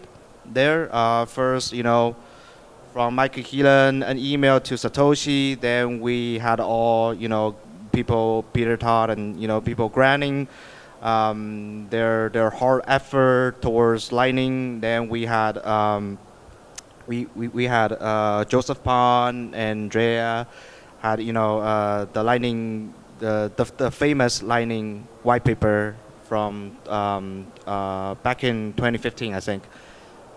So it's been a long journey for Lightning Network, and we, we had to get there. So yeah, why don't we just open up the front and just ask the panelists about some questions? Would that be okay, right? Okay, sure. So because recently we heard the news about USDT dropping, officially dropping on LN. If we wind back history, that Lightning Network, the Tether of first dropped their USDT on Omni chain, then for all those many years, then it came back to Bitcoin system again. This time on Lightning Network. So my first question is that what do you believe the integration of the stablecoin like USDT will transform the LN's role within the cryptocurrency ecosystem? Thank you. Hi, I'm Alex Bosworth. I work at Lightning Labs, and we're working on the Taproot Assets protocol. So hopefully that's going to power USDT on the Lightning Network. And it has a huge promise because when we onboard people, we wouldn't have to onboard them to Bitcoin. We could onboard them to a Lightning Network in dollars. So that means merchants and users, they could be completely using dollars, and then they could move into Bitcoin from the dollar perspective. So I think that this would also be a huge benefit for the network as a whole, because the way that the integration works between the dollars and the normal Bitcoin Lightning Network is that the dollars only exist on the edge with the merchant themselves or the user's wallet themselves. When you make a payment through the Lightning Network using the dollars are converted to Bitcoin in the middle. So it actually is an aggregate volume increase on the entire Bitcoin ecosystem, which I think is very different from previous attempts to bring dollars into Bitcoin. Yeah. But totally agree. What do you think, Federico? Yeah, no, I think to have USDT on running on Lightning, either with Taproot Asset or RGB, it's going to be a game changer mostly for the Lightning ecosystem, because the problem with Lightning is that nowadays most people don't really care about Bitcoin payments all that much, but they will care much more about USDT payments, currently there is more market demand for that. Hopefully in the long term this will change, but the current market situation is like this. And also once you have multiple assets on Lightning, you can start having trading on Lightning, which will bring even more volumes. So even if you don't care about USDT, you don't care about stablecoin, you only are a Bitcoin maximalist that only care about Bitcoin, this is going to be good for Bitcoin, because those volumes will be revenues for the node operators and for all these Lightning startups that currently they most of them they struggle to actually be profitable. And with this revenue they can build infrastructure and they can grow the Lightning Network also for the Bitcoin maximalists that only care about the Bitcoin part. So this gonna be really the accelerator needed for Lightning to truly take off and to develop it and to compete with all the other crypto network where actually currently most of the payment volumes are happening. Yeah, sure. What do you think, Jan? I think definitely it's an opportunity. I like the analogy that the Lightning Network is like the logistic system, and the logistics system is valueless on its own. What makes it valuable is that it brings goods to the users. So nowadays, definitely, users are more likely to send payments in USDT than Bitcoin. I don't know whether USDT is the answer, but definitely it looks like it's more likely. And it's an opportunity. I also want to mention that it also means a test for our builder. If you disappointed user, if you cannot support such user traffic, it's hard to convince them back to the system. Okay, what do you think, Jeffrey? we think we have talked about this, right? Yeah. I think the maybe back to your questions. I think it can change the role of the Lightning Network from the scaling solutions to the payment network. So because actually, I personally I will try to using the Lightning payments everywhere when I travel to a new place in the world. Like when I travel to Thailand or maybe some other regions of the world, I will try to, in some case, I will try to pay by the Lightning Network. But the problem is that I will swap my valuable Bitcoins to the coffee, so which is not quite, that makes sense, right? So my trick is that I will instantly buy some Bitcoin, same amount of Bitcoins after I buy the coffee. So that make me a delta neutral for the Bitcoins. But it's still quite, it's not so practical for the every transaction if I want to make some payment. So if later on there be some USDT on the Lightning Network, I think that will make use, if you can, quite makes sense for people to daily payments on USDT on the Lightning Network. I think it will change role from the simply scaling solutions to the payment network. Yeah. Definitely. What do you think about? I mean, on the last question. I mean, based on the investment point of view, Kushma, what do you think about the USDT on the Lightning Network? Hi everyone, I'm Khushbu Kular, venture partner at Lightning Ventures. So we really are bullish on Lightning Network from our since the day of inception. That's how the name Lightning Ventures comes into place. And I was luckily there when the announcement happened at El Salvador at Plan B Forum on 30th January. So I mean, the integration of stablecoins like USDT to Lightning networks makes the smart contracts on Bitcoin a more viable play. Though the programmability did exist before also via mini scripts, but the native settlement on Bitcoin was missing. So I think now the on the stablecoin was missing. Sorry. So now the USDT makes it possible. So we are really bullish on this. I mean, we are a big fan of Lightning Labs, and they're doing great stuff. So yeah. Yeah. Let's run back to the question because off stage I talked to Mr. Kupspa about their interested portfolio. I've seen their portfolio, their venture portfolio, some of the really interesting applications.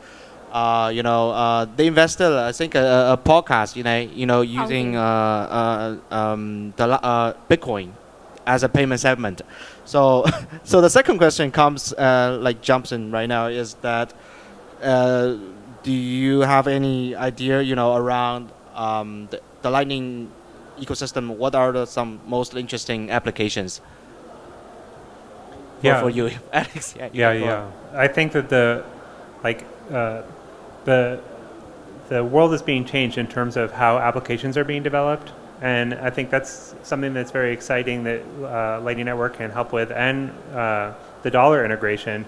In terms of, you have people out there now who can just spin up a totally new piece of software just by kind of describing it to an AI model, and they say, oh, I need this app to do this XYZ things. And usually that's going to involve some kind of transactions. You're going to have to buy a domain name. You're going to have to rent server space. You're going to have to do all these different things. And the way that you achieve that hopefully could be done using Bitcoin, so that the model could be able to spend money to buy the domain name, to buy the server space, to maybe even pay for the AI to even help you build that application, and it could work with other AIs that can kind of help facilitate what you're looking to build without you having to go back and forth to your wallet and give credit cards and do all that stuff. Interesting perspective. What do you think, Federico? Yeah, any interesting applications going around lately? The application I looking forward the most to on Lightning Network is the trading applications. I think there will be a transition from Lightning Network as a purely payment network towards also a trading layer. And this has a great potential because trading on Lightning can be faster, cheaper, more private than trading on decentralized exchanges on EVM chains, and can have like a better pricing because there won't be dynamics like front running and market manipulation, as all the trades are private. So when you are able to offer better pricing, then also maybe the user experience trade-offs that the Lightning have won't matter so much, because when users are motivated, when users think they're about to make money, they can also deal with complexity. If you are just doing a payment, you just want it to run smoothly without issues, so you are not willing to deal with complexity. But yeah, I think traders will be more willing, so there will be more opportunity for widespread adoption in the shorter time frame. Awesome. I think Fiber was doing, a similar. I kind of just solved and it created some interesting applications. What do you think about Yan? Yeah, okay.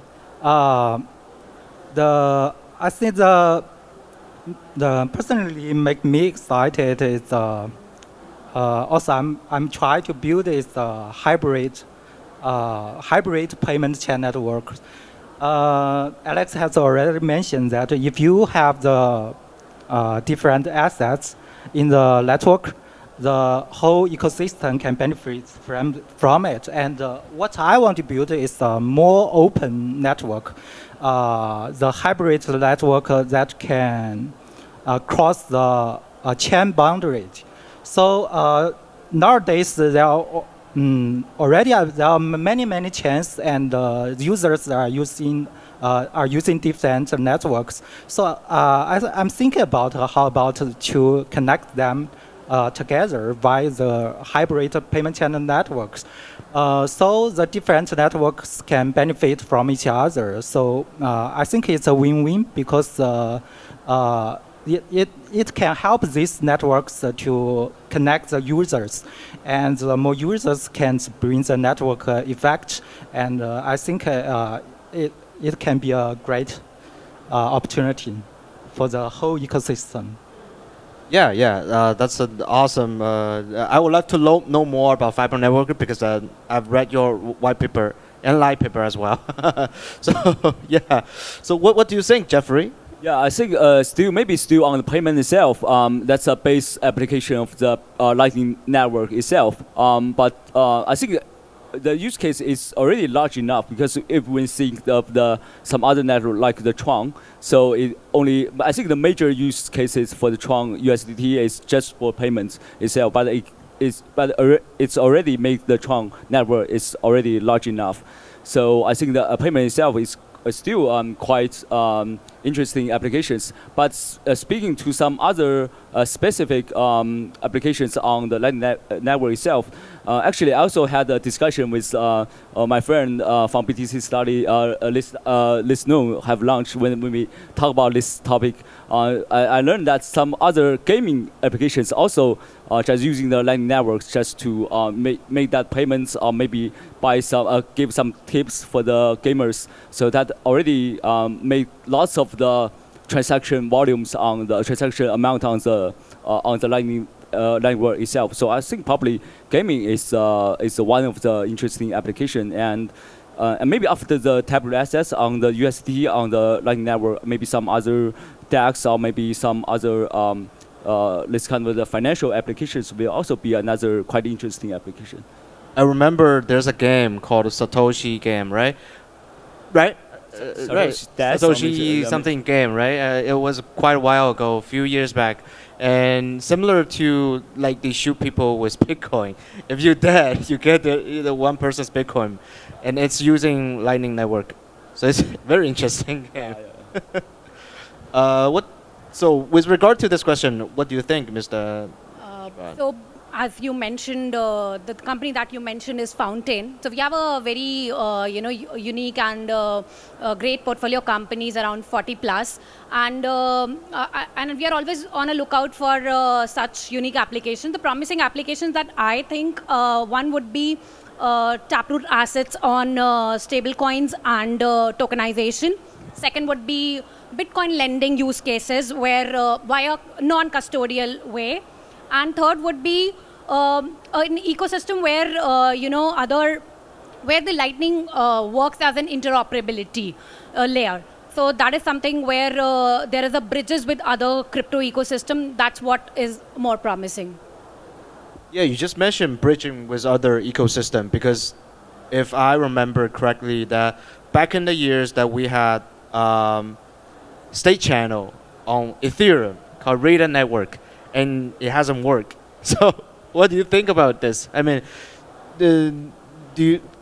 why Bitcoin only has state channels and it will just work like perfect, but other, EVM with state channels, maybe not a good combo? What do you think, Alex? Yeah, I think it's going to stay that way. Probably even get more that way. And it wasn't just Ethereum who tried to do the Lightning Network kind of a copy. And actually, at Lightning Labs, we originally had support for Litecoin in LND. Litecoin was an early adopter of segregated witness, which allowed LND to operate with kind of a mainnet environment. But what we saw happen with Litecoin is that it missed the network effect of Bitcoin. And the network effect is very key to the Lightning Network. You need to have a vibrant set of peers that have capital allocated between each other. And that's kind of the foundational model of the Lightning Network. And that's what we've kind of built on with the Taproot Assets system. Instead of making dollar channels, which we don't think is going to work, we're going to use Bitcoin channels and then only dollar channels at the very edges, just between you and your peer, right? Somebody who's providing you access to the Bitcoin Lightning Network, because that ecosystem, that organic growth is very difficult to replicate, and it's going to reward the winner. It's going to reward the system that has the strongest base layer asset, because I don't want to channel with somebody who's just some random person on the internet if I don't think that I'm going to have very easy liquidity and very reliable contract execution in case something goes wrong. Interesting perspective. I just heard the word dollar channel, which is very new to me. What do you think about this question? Federico. Yeah, I think there are a couple of factors. So first of all the chains that use an account-based model, they have a bit harder to integrate something like Lightning compared to Bitcoin that is UTXO based. And then there is also like the more economic factor, or like actually the more also I would say security factor. Like if you can have Lightning channel on Bitcoin, why would you want to have the same on top of another chain that have less securities guarantees?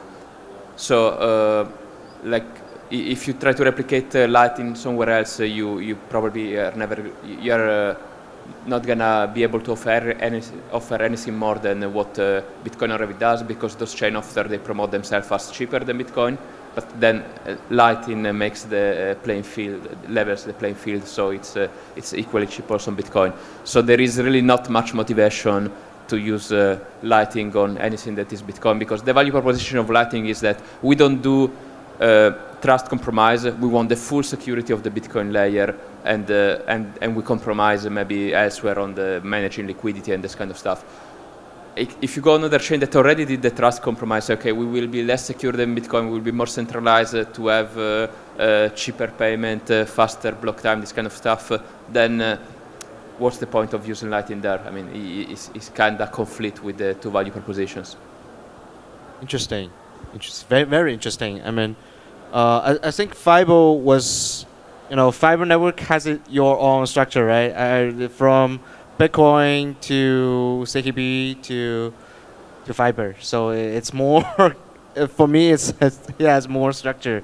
So what do you think about this? Why, Rita Network failed?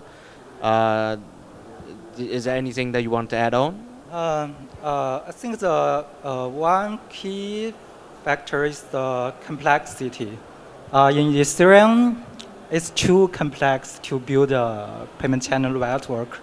On the other side, the protocol is much simpler to build the payment channel network based on the UTXO. When the future is unpredictable, I think we'd better prefer simple technology. So it's more flexible, and it's more has a lower risk. Yeah. Okay. What about you, Jeffrey? Yeah. I just want to add on the Ian's statement because I think besides of the implementation difficulties on the Ethereum and the other EVM chain, I think another kind of the big reason is that the community wants something more other than the state channel itself. Because I remember that some developers found the Ethereum when they invented some state channel and also Plasma at the time. So they want more like the AMM, Uniswap, all these kinds of the unowned smart contracts on the Plasma implementation, which is, I think, is quite impossible. But which is possible on the state channel side is that you can connect it with each node, which makes more like internet and make that throughput and also the scalability even, I think, infinite on the to some extent. So it's because you can just transfer like between the two nodes without the intervening from the other nodes. I think it's quite useful for the payments itself, especially when the AI age, when some micro payments between the agents. I think that's quite possible for some AI payments on the Lightning Network. But I think it's still quite possible for some EVM chain, maybe some other layer one, also adopt this state channel solutions, like the Fabric network building on the CKB and also between the Bitcoins. So you can build some Lightning channels to get connecting with each other. And I also know some other projects are doing maybe some kind of the bridge between the different networks that are connecting each other, just using the state channel. I think that's still maybe people will changing their ideas when we see the power of the state channel. Interesting. The power of state channel and the AI with the state channel. Have you seen lately about any new project, Mr. Kush, if I pronounce right? It's okay. You can call me Kush. So I would say, where I mentioned in the last question, it's like the bridges with the other crypto ecosystem where Lightning becomes the interoperability layer. So there are certain projects like Breeze and Jolts, which we are very bullish on. So when it comes to interoperability, for those, just to make you understand in a very simpler way, it's like imagine it as a adapter and other blockchain as a charger. So wherever you are traveling, you don't need new chargers. So your adapter becomes, you can use it everywhere. So this is what's true with the Lightning. So it acts as an interoperability layer, and Breeze and Jolts are doing wonderful. I would urge the audience to go and check them out, their product. Yeah. The Breeze, yeah, I know. The Breeze and Jolts, yeah, I know. Very interesting. Because I just, Jeffrey just presented, the convents and stuff. But I mean, this question kind of related to the convents. Looking forward, how do you think the proposed Bitcoin upgrades like convents will influence the evolution of Lightning Network's capabilities? Starting from you, Alex. Yeah, I think whether or not we have a soft fork to allow for the more features, people are already working with kind of the assumption that they will come, and with models that take trade-offs to achieve the same result or similar results without the full capabilities. And the big thing that I'm seeing is that people are coming up with these new ways to hold Bitcoin and to transact in Bitcoin that can be dramatically cheaper. So let's say that you could have full self-custody, but it would be 100 times cheaper or 1,000 times cheaper than it currently is, which creates a very compelling story of onboarding. Instead of saying, okay, we're going to only be able to onboard, X number of people per day because of the block size limit. Now we're going to be able to kind of, maybe even onboard people in an unlimited way. So if there was a huge surge in interest in Bitcoin, they would be able to all come on board to do that in a self-custodial way, instead of just all getting an exchange account and just leaving their coins on there. But the big problem that all of these guys have is that they don't really have a way to transact across the other systems. So if we have 5 new systems coming, and even if there's just 5 implementations of these new systems, none of these new systems really have a way to say, oh, I'm going to pay from this system to the other system, because they're self-contained. And so that's where the Lightning Network really comes in, and that's a part of their plans. Usually, if you go look at these plans, they're saying, okay, we're going to onboard these people, and if people are internal to the construct, so let's say that we all share a UTXO, and there's maybe thousands of us sharing this one UTXO, that we'll all be able to trade with each other. But if we want to trade with somebody outside of the UTXO, what we're going to need to do is use the Lightning Network, because that's already there, it works, and we can model that using this internal structure in a way that's non-custodial. Interesting. What do you think, Federico? Well, I think, of course, to have covenants will make life easier for a lot of builders that are trying to scale Bitcoin or build more application around Bitcoin.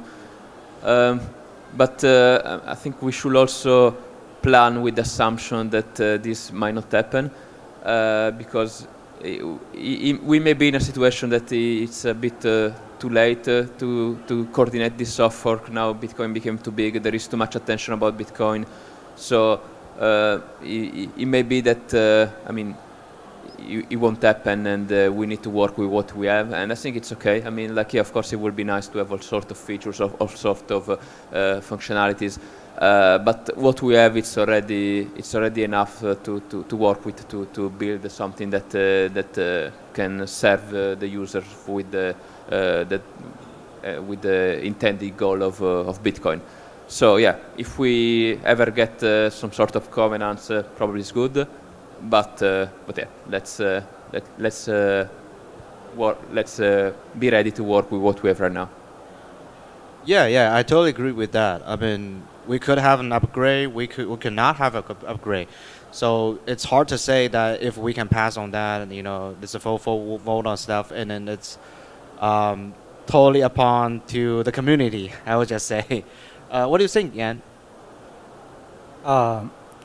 As a technical guy, I used to be very excited with this new feature. It means that you have something to play.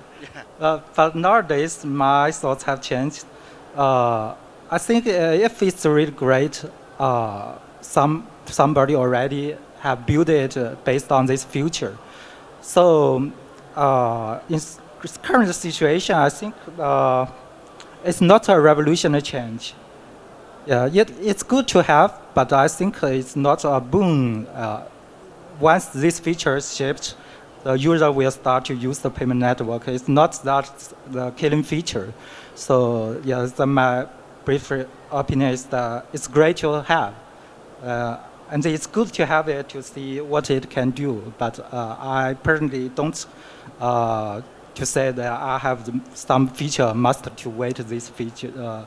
Such as a covenants to ship. Yeah. Yes. Sometimes the limitation means the innovation. Okay, that's a great phrase here. Limitation is the innovation. What do you think, Jeffrey? Yeah, I think I will make it short because I just share some of my opinions on the covenants. But I think the covenants itself, like CTV and other covenants, will make the Lightning Network more robust, since it can make some commitments on the pre-signed transactions. We don't need many pre-signed transactions, but we can just rely on the covenant itself, and we can have the node itself. LN node can maybe store less data, because we can just maybe rely on some other covenants like the APO, or maybe other kind of the covenants to make that signed transactions just keep to the update copy. So I think that will make the Lightning Network more robust. Yes, thank you. So Mrs. Kushba, what do you think about this question? we just had a great keynote by Jeffrey. So, I mean, I would just add one point here, like the Bitcoin upgrades like Covenants could, enable more smarter and more flexible lending channels by specific, if you ensure, specific spending conditions. So, yeah. Thank you. Thank you.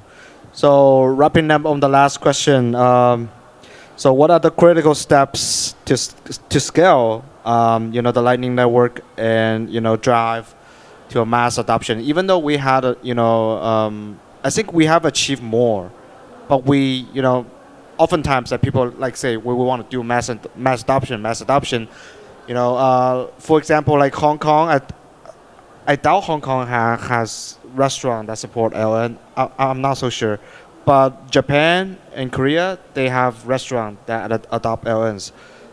When I travel around Europe, there are some Europe countries like Austria and German. They support LN payments from different variety of restaurants and some small shops, and So that's the last question. What do you think? The critical steps to to achieve and scale to a greater mass adoption. Starting from you, Alex. Yeah, I think something that people don't necessarily realize is that Lightning Network isn't like a done project. It's not like it's out there and then there's no more upgrades that need to be happening on Lightning. Because people get very focused on L1 upgrades because there's a consensus. Everybody who's using L2 is not necessarily using L1, and there's a lot more users of the hold utility of Bitcoin than there are of spend utility. But there's a big problem in the Lightning Network right now, which is that when you want to go to make a payment, especially for larger size payments, the payment success rate could be way, way better. We see difficulty in that this is a network that's unplanned, anybody can join type of a network. And when you make a payment, you kind of have to be able to find your way to the destination through potentially a lot of nodes that are on there and not necessarily doing a good job. And that's very different from how the Bitcoin network works, where everybody's kind of just like a peer that you turn on and you don't have to do anything. In the Lightning Network, you need to do liquidity management, and then as a payer, you need to be smart about how you're looking for that liquidity. So one new protocol feature is called Blip39, and it allows for the receiver to help the sender find a path to them. And I could see there's some payments in the network that could take an hour, because it's just so difficult to find a path through. And I think we should be trying to get that time, the worst case scenario, down to like a second. And that's something that I think we can achieve through protocol updates and through implementation improvements. Yeah, you just mentioned BIP. That's a whole new story. We can talk off stage. But what do you think about this question, Federico? I think there are like two sides of the solution to the mass adoption. One, to make the user experience better, for sure. Payments shouldn't fail, and this kind of stuff. But I think the other side, which maybe probably even more important, is the motivation side. I mean, if people are motivated, they will deal with all kind of complexity.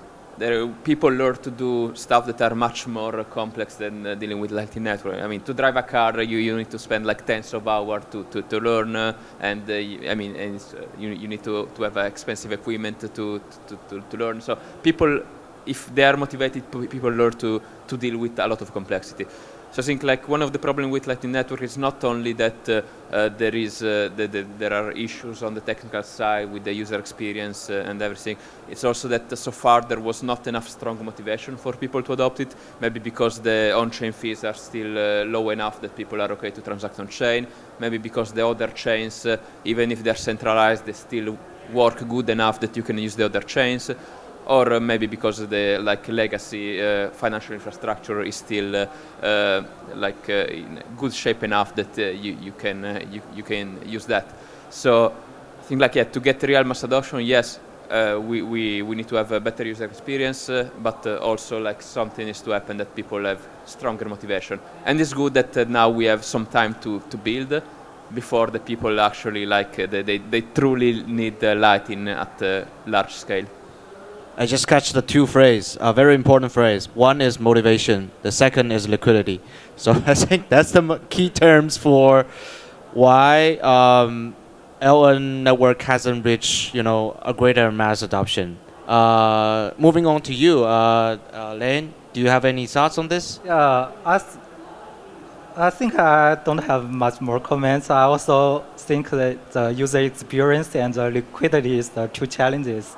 For the user experience, currently the whole protocol still requires many user interactive to require the users online to make the payments.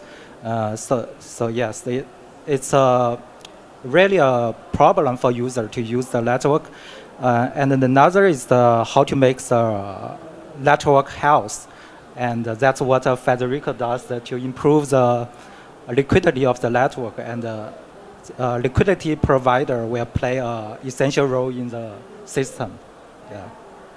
Yeah, it has to be a sustainable way to, both for the users and for the liquidity providers. What about you? What do you think about this question, Jeffrey? Yeah, I think there's. I think for the mass adoption, I think it's not more on the technical right now because there's a lot of infrastructures for the user to receive that payment because you can simply run your own node or maybe you can just receive the Lightning payments by your wallet or maybe if you build some application, you can also integrate some other SDK, maybe Braze SDK and other SDKs that you can send and receive the Lightning payments. But when I see how we can use that Lightning payments, because one example, when I check the BTC map in Hong Kong, I think there's only one restaurant that's supporting the Lightning Network payments. So I think the problem maybe behind this Lightning payment itself, because when the restaurant owners, when they want to receive that payment, so they have to lots of things to do because they have to calculate how much BTC the value and how I can just make that financial statement to the regulators, to the governments. I think that's all the things that on the financial infrastructure side is needed by the some other the merchants and also like maybe restaurant owners. I think that's on that side is still needed for the mass adoption. Yeah, the conviction rate is hard to calculate, or it's every time you have to fresh up and to see the conviction rate. So that's why we need USDT on LN. Yeah. So as for the last question, Mrs. Kushba. Okay, just to add, I would say to scale, you need a very user-friendly wallet. When I say user-friendly, it has to be really simple, something that not only I can use, but my mom and grandmom can also use. And then comes the wider hub networks, then comes the education, which is very important. And even if you're orange pilling someone, don't bombard them with all that you have in your mind because it becomes difficult for them to understand. So break it down layer by layer, break it down in a very simple way so that even a 5-year-old can understand. Because once you bombard them with all the knowledge that you have, they freak out. It becomes like difficult for them to understand for a non-Bitcoiner. So, and apart from that, I think we need to overcome the challenges that something like regulatory issues, there need to be no uncertainty about it. Then there need to be something where you have, you ensure everybody is on the same page and you have more conferences like this where it enables people to, come and understand what's going on in the market. Yeah, I think these are the major thing that could scale. Thank you. I think my question ran up, so it's just I think this panel, are we running out of time, right? Okay, so that's it? Yeah. All right. So thank you for everybody for attending this panel.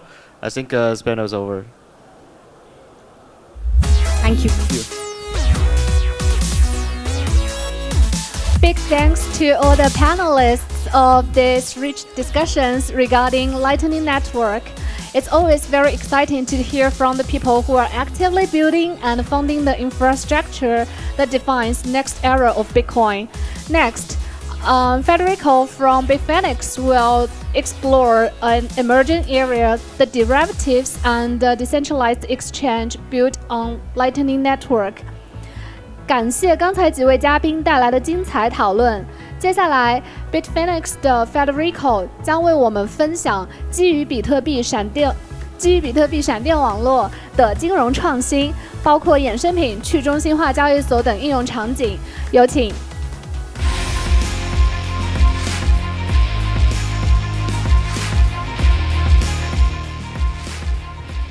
Okay. Yeah. Hello again.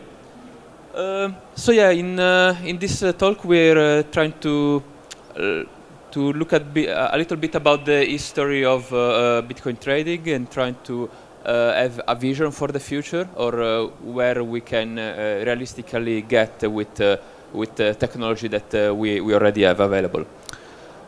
So first of all, a little bit of a recap of the early history of Bitcoin.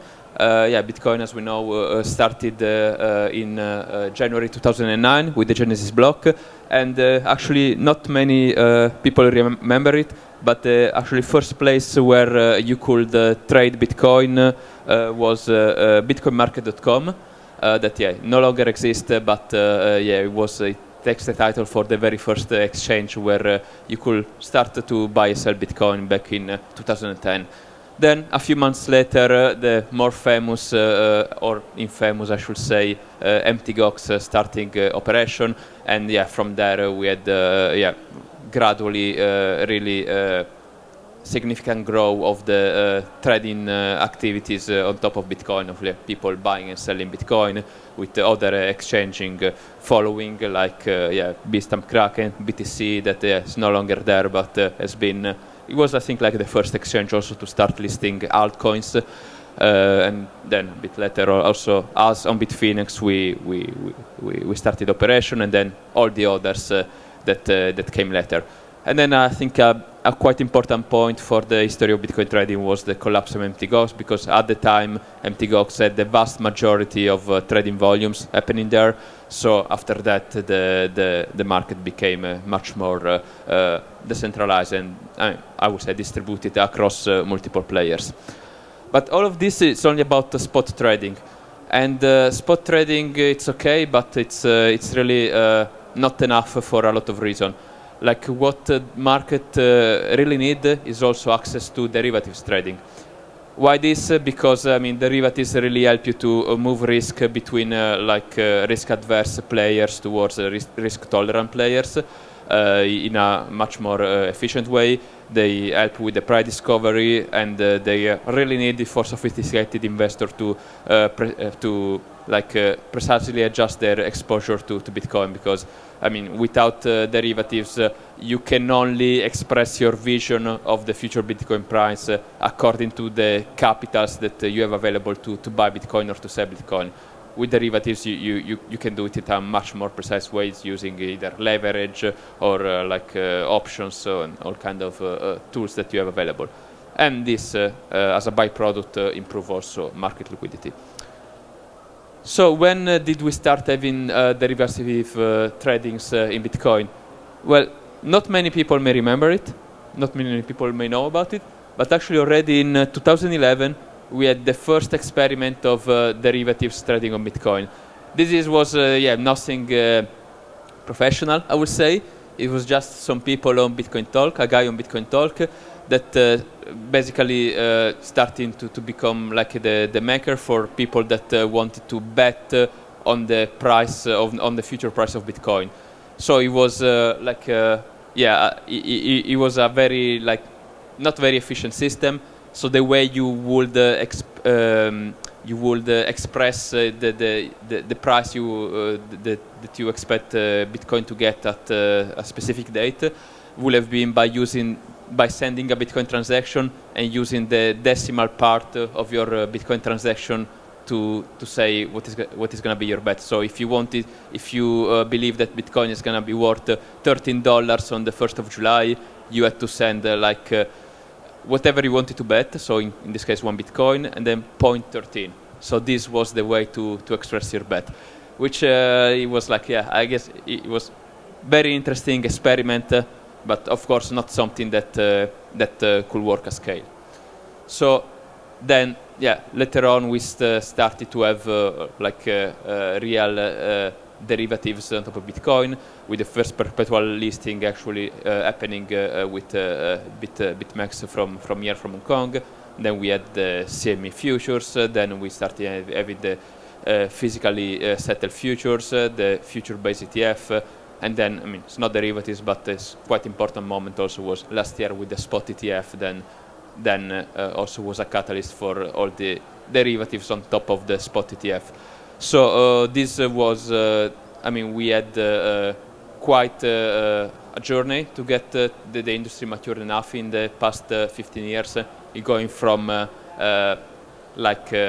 bets on a Bitcoin Talk forum, using on-chain data to define like the way you wanted to bet on the Bitcoin price. So basically, creating a future long or short position using this rudimentary method to have all kind of products on top of Bitcoin, option, futures, both directly on Bitcoin or on ETF on Bitcoin, cash settled, physically settled. I mean, this is a much more mature industry, and yeah, I mean, this also is what enables now to have this much more efficient market where the price discovery it works better, and also, I mean, compared to the early days, we have lower volatility level. I mean, people complain that Bitcoin is still volatile, but compared to the early days, definitely the market structure improved a lot in this regard. But then, like, what we saw so far was only about centralized exchanges. But actually, a very important part of the development of these industries is also the decentralized trading, because I mean, Bitcoin was created around the premises that we can have a decentralized system to exchange value. But then, if for the trading part can only happen on a centralized platform, that's kind of it's not ideal for people that do not want to rely on trusted third parties. So we have two main kind of decentralized DEXs, decentralized exchanges. The first experiments were using the order book based DEXs. Actually, the first experiments were directly on top of Bitcoin, using a layer 2 protocol called Counterparty back in 2014, 2015. And the idea is that like you use on-chain data to place a limit order. You send a Bitcoin transaction or a Ethereum transaction later on, or whatever other chain transaction. And in the transaction data, you basically express at which price you are willing to buy and sell. And when there are two transactions that express complementary orders, then a matching can be executed, so the trade can actually happen between the two parties that express the willingness to trade at the same price. But this has problems. I mean, order books are the best way to do price discovery, but to do it on chain is very inefficient, because any order, even orders that you may want to cancel quickly because the price change, needs to be an on-chain transaction with the cost related to it, and also with the latency related to it, because the order will actually get on the blockchain only when the next block comes. So this is a massive latency that for most traders is not very acceptable. And but yeah, the bigger problem is very, very expensive, because even in chains that are not as expensive as Bitcoin, still to have to pay an on-chain fee every time just you want to place an order, not make a trade, just place an order. It's a bit too much generally, especially if you don't trade with huge sizes. And then to address this problem, the automated market makers came in, that are a way to have like more efficient trading, because instead of having everyone to place order, basically there is this pool of liquidity, and the pool can understand what is the fair price of the assets involved based on the demand coming from both sides of the market, and in this way you can always do market orders against the pool and get the order executed with only one on-chain event. But this is very suboptimal for price discovery. You will always get not amazing pricing because, first of all, yeah, it's basically only market orders. The pricing of the asset may not be will not be perfect because the algorithm that defines the asset of the price it needs to be very simple, because otherwise, in the case of Ethereum, it will consume too much gas fee, so it will be too expensive to execute. Then there is the problem of you still have the problem of latency because everything is happening on chain, so you need to wait for block confirmations for things to happen, and there is big risk of market of manipulation, especially against also individual users, because you are posting your desire to execute an order for a certain size to all the world, because you publish it on chain, and people can use this information against you. They can see that you are about to buy a certain amount of Bitcoin, so they will use this. They can use this information against you to front run you, or to manipulate the price before your trade is actually executed by paying more fees than you, or if you are a miner, by manipulating the order of transaction in the block. So people use AMM because it's the best option we have right now in terms of cost to do decentralized trading on chain. But it's really not ideal. I mean, it's really not ideal, and the pricing that you get is really not as good as you get on a normal order book centralized exchange. I mean, not even close. What is the solution for this? As we were mentioning before in the panel, Lightning can really drastically improve on this. Why? Because on Lightning we can use atomic swaps, so that atomic swap enables to have trades between two parties without needing to trust each other, thanks to the atomicity provided by the Lightning protocol. We can have atomic swap between Bitcoin and other tokenized assets, and this is possible thanks to this new tokenization protocols on top of Bitcoin, such as RGB and Taproot Asset, that enable to have other assets on top of Lightning that is not just Bitcoin. So in this way, we can have on top of Lightning directly swaps between Bitcoin and USDT or whichever other assets people are interested in trading. And this has several advantages. First of all, it's fast. It's fast because you don't need to wait for on-chain confirmation. Everything happens off-chain, so it happens at the speed of a Lightning payment. That, of course, the speed of the Lightning payments depends a bit on how well you are connected to your counterparty. But if you have a direct connection, it can be like almost instant. Then it's private. This is actually maybe the most important part, because no one can see your trades. Only you and your counterparty will know that your trade even exists. And so in this way, nobody can use the information against you, and nobody can front run you. So this really helps for the protection of the traders. And then there is the efficiency, because you don't need to use some very simple pricing algorithm, because you don't need to worry about gas fees. You can use the party can use whichever like price discovery mechanism that they want. They can use some sort of order book based price discovery or RFQ, whatever they prefer. But they are not limited by expensive computation. They can use whatever pricing algorithm they want to actually place their limit orders or on the network. But this is only spot. All of this only enable spot trading, which is great, but it's not enough. If you want to play with this, there is a startup that already launched the first MVP of their product called Kaleidoswap, kaleidoswap.com. You can try it and play a little bit with trading on top of Lightning. They use RGB for the asset tokenization part. But then, if we want to move to derivatives trading, which is actually quite important to have the derivative trading, which is also decentralized, then we need more components. Because of course you can have derivative tradings on EVM chain, but you end up with the same problems that we saw before. Everything is on chain. It can be quite expensive. You can be front run. It's a chain that doesn't have the same security guarantees of Bitcoin. But on Bitcoin, if we put together like 3 different technologies, so we have Lightning to have fast and cheap settlement.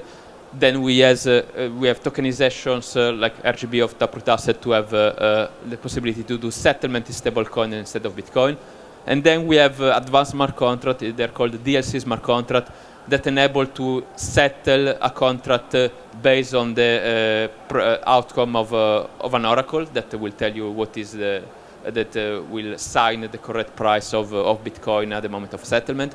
So putting these 3 technologies together, we will have the possibility to have derivative tradings happening on Bitcoin at scales. Now, these 3 technologies, they all already exist, but there still needs to be some effort to put all of them together and to create a decentralized derivative market.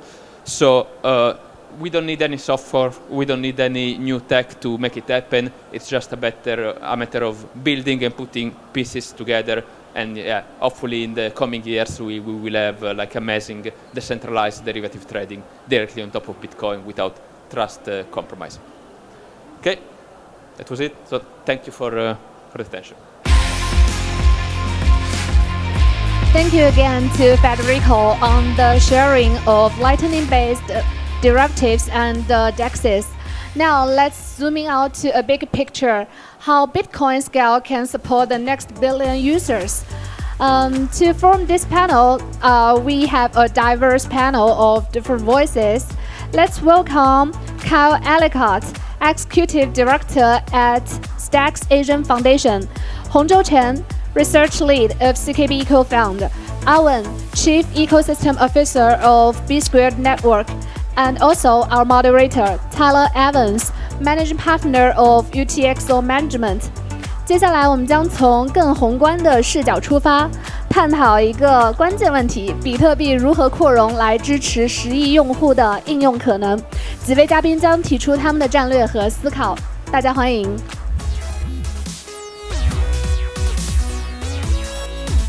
All right.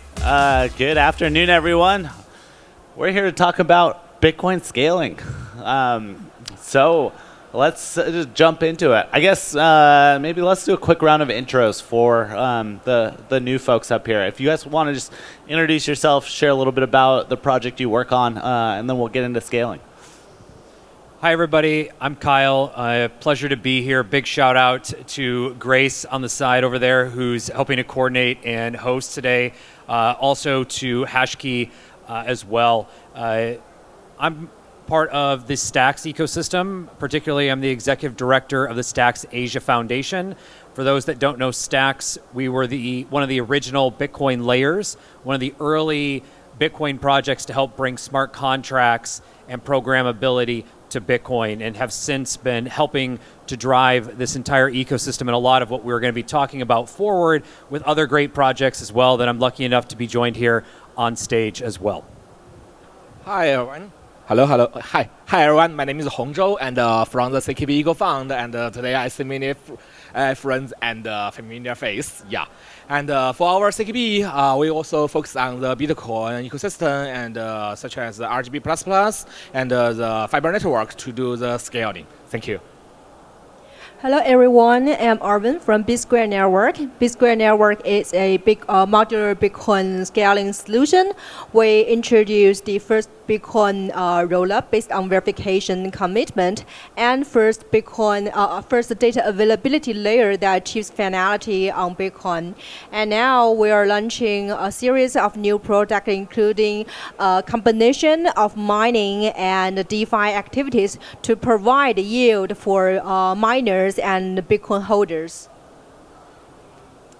Great, thank you. All right, well, to get into it, on the topic of scaling, I guess first to kind of maybe set a baseline, I want to open this up to each of you, but how would you define scaling on Bitcoin, and B, why does it matter? Yeah, for me, scalability, I go back to when I ran the Stacks ecosystem fund. So I was investing in a lot of projects that were building on Bitcoin back as far as 2021. And to me, part of our thesis was for Bitcoin to scale beyond a core network as the L1 and BTC as an asset, we needed an entire technical stack. We needed an architecture that existed beyond the L1. And so for me, still today, fast forward almost 4 years later, when it comes to scalability of Bitcoin, it is seeing that technical architecture, that technical stack exist above the L1. That all of what we're each doing, and so many as well here at this conference today, that each of us are contributing to a technical architecture to allow Bitcoin to be used not just by 10 or 100,000 or even a million, but by billions of people every single day, and that we can look beyond an asset that's a store of value and actually look towards something that can be productive. And so for me, it's about building a technical stack and letting that technical stack actually provide the flexibility to take on the amount of transactions, the amount of users, the amount of applications that we've all discussed or are going to discuss in today's panel at scale. And so that things aren't taking 60 minutes, but instead they're taking milliseconds or blinks of an eye and being able to do what we all want to do as well. Yeah, I think this is a very good kickoff question since it's a very straightforward, successful our title.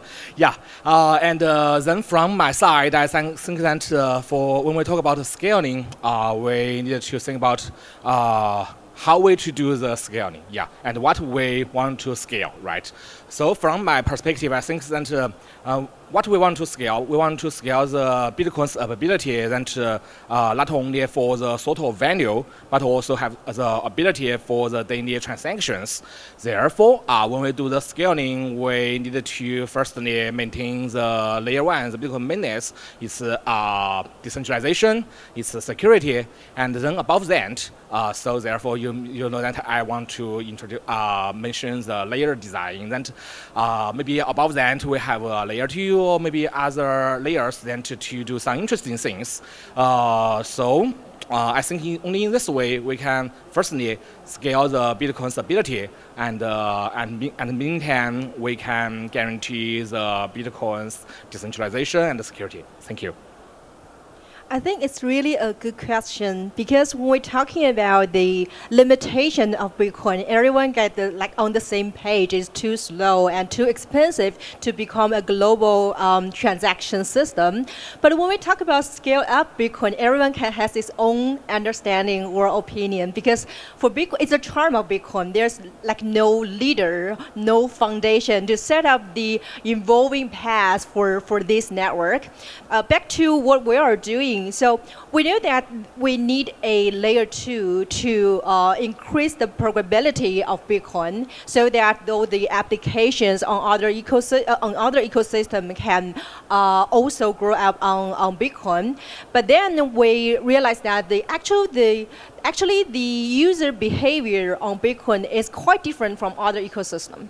And we still believe in the core value of Bitcoin. It still stands for the involvement of a global transaction system. So how can we increase the user experience for all the Bitcoin holders? And how can we create more value, increase the asset efficiency of Bitcoin becomes our adventure to scale in Bitcoin. So that's why when we build up the infrastructure for layer 2 and the DA layer, we also provide more products for users to help them to find the native yield for Bitcoin, to help them to increase their transaction experience. So that is what we are doing now. And we believe that for many users of Bitcoin, especially miners, they are still doing these traditional Bitcoin activities of mining, and how we increase this kind of behavior can also be a way to scale Bitcoin to next level. Yeah, and if I can add on to that for just a second, Tyler, you talked a little bit about this in your keynote just a few minutes ago as well. The interesting thing about Bitcoin is for the first almost 12 years, Bitcoin was just thought of as a store of value. It was just an instrument from the BTC side that you purchased, it had price appreciation or deappreciation, and that was about it. There wasn't much more talked about of its future other than some minor and then later major upgrades, SegWit and Taproot, et cetera. But then in 2021, into the last almost 4 or 5 years, we started to see that conversation dramatically change. That all of a sudden, not only could you start to build applications on Bitcoin, you could start to do something other than mining. You could start to actually see a future that we saw on the Ethereum side of the industry. So what 7 years of development in Ethereum brought us, suddenly we could see that come to Bitcoin. Part of that big spark that really drove that further was in 23 when we saw ordinals launch. All of a sudden this excitement around, okay, it's not just about building applications on Bitcoin. It's not just about taking an asset and maybe doing something a little bit more. But now there's this whole world that Ethereum and millions of users proved to us was exciting. How do we copy and paste that into Bitcoin? And then to Erwin's point, well, we did a little bit of that, but the infrastructure is very different. And so from a scaling perspective, in summary, that's, I think, a lot of what we've all kind of mentioned is to take what we saw with Ethereum, bring it to Bitcoin, from an application level to the future of assets. We now need something that can scale structurally and technically to be able to not just take on the millions of users, but the hopeful billions of users that we're all working to drive in here immediately. Well, I'm going to caveat this next question with the fact that our fund, UTXO Management, is an investor in a bunch of Bitcoin scaling solutions from Lightning to L2s and beyond. But I'm going to be the devil's advocate here. You know, we're sitting here.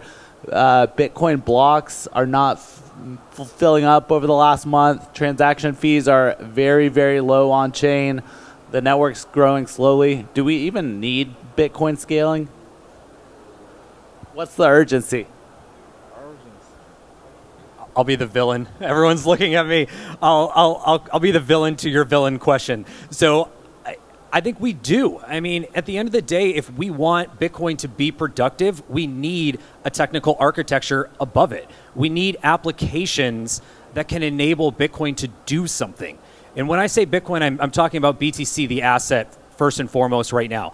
The L1 Bitcoin network is the most stable. It is the most secure. It is the hard rock that has built this entire industry for the last 15 plus years.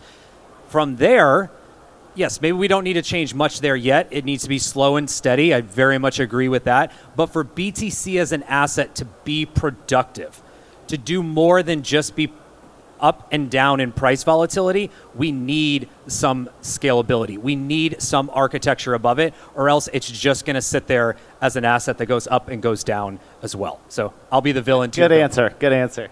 Yeah, and for this part, I think that just I mentioned, we have the layer design, just as the current internet, the TCP/IP or other architectures. That means different layers could play the different roles. So that means the Bitcoin layer, the layer 1, we just use it to do the settlement. And above that, some layer to do the programmability, and then above that, maybe we have Lightning or other channel networks. Yeah, and for that layers, we do other things. Therefore, I think that I don't think this is a problem. Yeah. I think when Bitcoin first came to market, it was the disruptive solution for traditional finance, the most decentralized solution in the world by that time and still now. And when we are talking about Bitcoin, we can now using only the past few months, the price, the market condition. Let's look at into a more long-term vision of that, long-term perspective, and we still live in this kind of core value of Bitcoin. And that's why we need to leverage this decentralization, this consensus power of Bitcoin itself. So that's why when we are talking about all the solutions to scale Bitcoin, we cannot copy paste all the things from Israel because these infrastructures are different. And we still believe in that Bitcoin, for its brand power, its recognition for crypto industry, is still the no other coins can compete with this brand power of Bitcoin. And sticking with the villainous theme that I'm having on this panel, I mean, look at the numbers. last year alone, 2024, yes, was a big theme around Bitcoin, Bitcoin layers, Bitcoin L2, and for a good reason, right? We come into 2024, there is only about 300 million of total value in terms of activity amongst the chains that were active at that time, publicly active, to clarify. Suddenly, not only do we have the fourth halving, which we're going to take out of the picture for a minute, but we go from 0 to over a dozen ETFs that allow for institutional capital and any person in the world, regardless of technical know-how or financial ability, to purchase and enter into this asset class that has been around for 15 years. That's a first. Suddenly, we go from 0 to over a dozen different token experiments and potential standards for the future. We then get to the first proofs, both verified and otherwise, on Bitcoin. We start to go from a dozen plus publicly known Bitcoin layers, L2s, sidechains, etc., to over 80.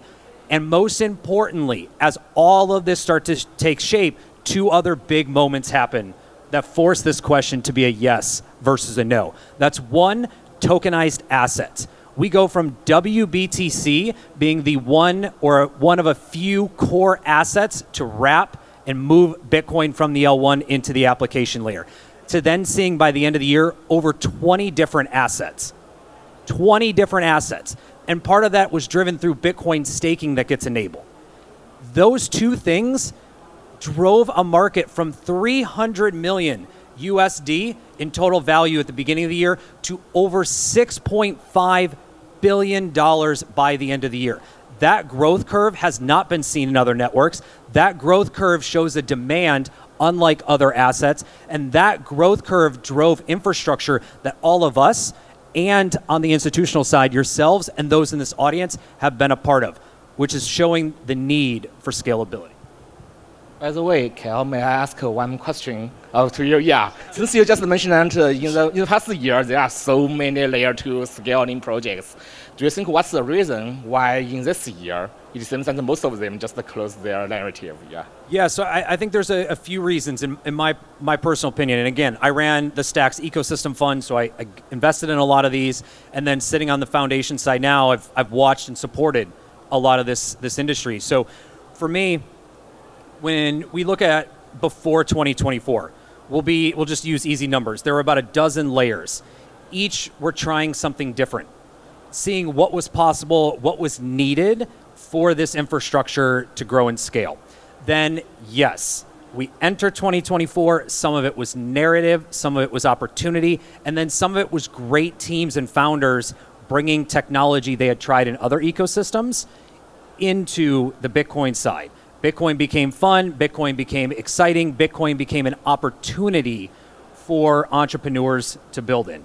And what we started to see shake out through the rest of the year was more design-specific or interest-specific layers, where some brought programmability, some brought features for miners, some brought features for staking, some brought features for EVMs, for Solana, for the Move ecosystem. And suddenly we saw that maybe it's not just one will rule all, but that we will in fact need a diversified layer system.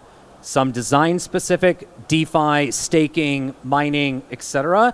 Some for industries, payment, for instance, and then others that might be regional specific as well, whether that's the US, that's Asia, etc. We may see some of that shake out.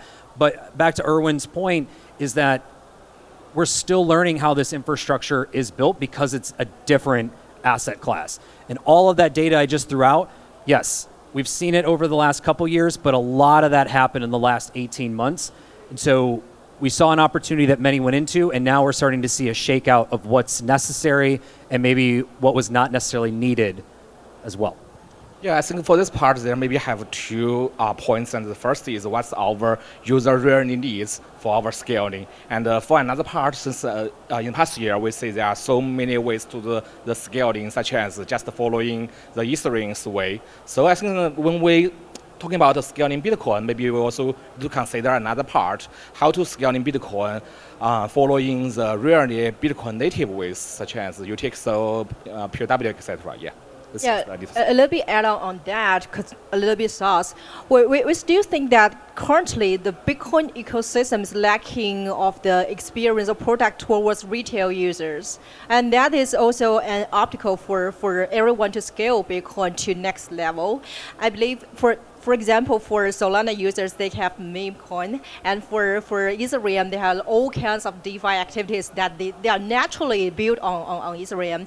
But for Bitcoin, what can we offer to the retail user is also one problem that everyone's thinking about. For example, like staking, of course, it scale Bitcoin, the market, the transaction to another value. But how could like a retail user to participate in like the game of Babylon? So that is also something that I think currently is like the obstacle or the question that for every infrastructure builder or product builders on Bitcoin ecosystem. That's the big, for me personally, that's the big theme of 2025. We actually, Tyler, your talk mentioned this, the different eras of Bitcoin. The way that I define this era of Bitcoin we've walked into in 2025 is the era of productivity. It is the era that starts to make BTC, the asset, productive, which then starts to make it attractive for more retail users. Right now, we're pushing just around 48 million unique wallets with more than $1 USD of Bitcoin in them. That's less than 50 million, and we're talking about a populace of almost 8 billion people. There's a big gap there. And we're talking about super fun areas of categories like DeFi and staking that to us are very normal, but not to the average user retail yet.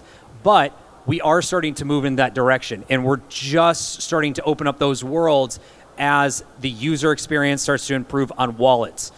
Bitcoin staking becomes a more one-click experience. Payments start to become more usable when tokenized assets can be used instead of selling your core BTC. And then lastly is that we're starting to see BTC-fi as a theme start to rise.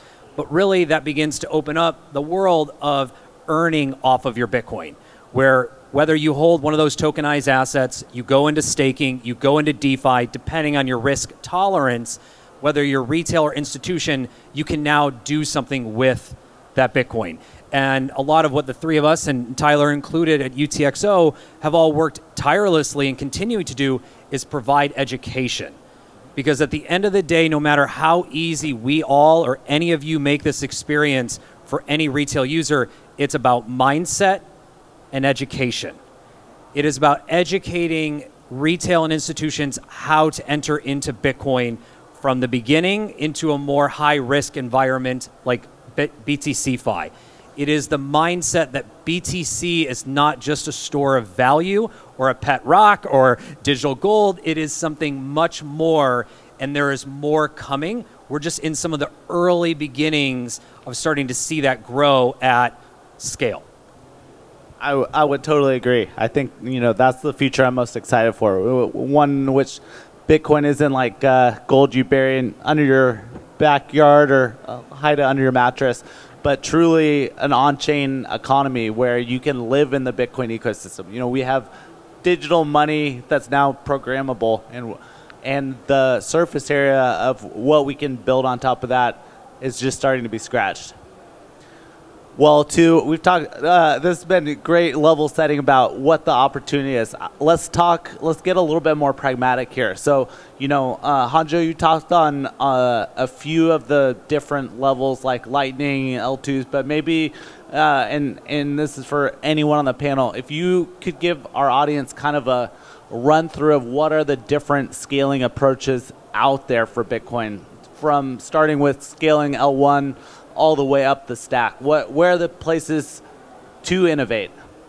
Yeah, since we are talking about the scaling of Bitcoin, and just we mentioned the UTXO model, since maybe for someone, maybe you know that the UTXO model is different with the account model. That means you rarely host your assets. Moreover, since we have the UTXO model, therefore we can do some interesting things such as mapping. Mapping the Bitcoin's UTXO with any other UTXO chains UTXO. And in this way, we can have some script logs, maybe time logs to do some interesting such as so-called cross-chain but without a bridge of your assets, or such as the transaction states without a bridge. And this can be more security and more decentralized. And moreover, maybe there also have another application based on the UTXO model. If you know, there have some open source, such as social protocol named Lanstar. And the Lanstar, there have the event structure, which is similar to the Bitcoin UTXO model. And you can also mapping the loss trust event with Bitcoin's UTXO. And in this way, all your social messages can also be the on-chain assets.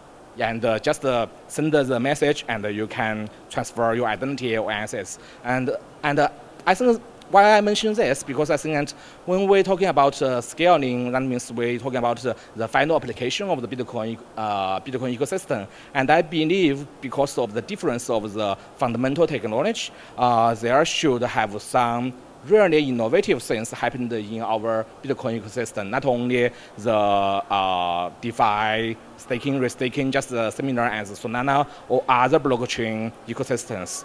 Therefore, I think that based on the UTXO model, maybe everyone can think about what we can do really innovative things in the Bitcoin ecosystem. Thank you. I'll add maybe one area that I'm really looking forward to us starting to integrate into that technical architecture. So to Hanzhou's point, we've got the L1, we've kind of got the L1.5 and into the L2s, and we've seen that area begin to flourish and scale in different ways. For me, the next area of scalability is going to be middleware. And middleware, the way I'm looking at it and defining it, is what we had in SaaS, which is that API layer. The layer that starts to begin to connect all of this exciting infrastructure, this scalability, all of the data, everything that we've been working on and talking about as protocols and networks here. It's connecting all of that into the application layer. In SaaS, again, it was known as the API layer that helped connect infrastructure to applications and gave birth to the entire world that we know of applications that we use every day, from mobile to online as well. I think there is an immensely large opportunity when it comes to Web3 and this entire world of crypto to see a new level of middleware, where not only do we connect, again, the infrastructure to application, but we also allow for easy connectivity of the world of Web 2 or the world of anything, digital or offline, to connect into this entire world of decentralization that we are looking at, whether it's, again, payments or it's identity or storage or anything, that we have that middleware layer that starts to connect everything that we're talking about together. Yeah, I totally agree with about this idea, and I want to extend the API layer to SDK layer. Yeah, SDK layer, and such as especially when we consider about right now we are enter the AI era, and sometimes maybe if we only want to send some information without the value transaction, we just based on the current Web 2 or maybe Lanstar, the decentralized social protocols. And when we need to do some value transactions, the Bitcoin to be the follow underlying settlement layer, and above that maybe we have blah actions. Yeah. Yeah, I think it's also quite crucial for we to convert more users from Web 2 to Web 3, because when we compare the user experience between Web 3 and Web 2, it's like still a huge gap, right? So you can use like a Google service or Alipay service that with one click to do anything. You don't need to understand what's behind the scene. But for Web 3 now, because of the interoperability is quite limited between different networks, between different ecosystems, you need to like bridge from one ecosystem to another. You need to connect your wallet for dozens time to complete one single action. So I think that's totally what needs for the market. And when we can achieve this kind of user experience, that's the day that we lower the entry barrier for a mass adoption. Yeah, I think that, sorry.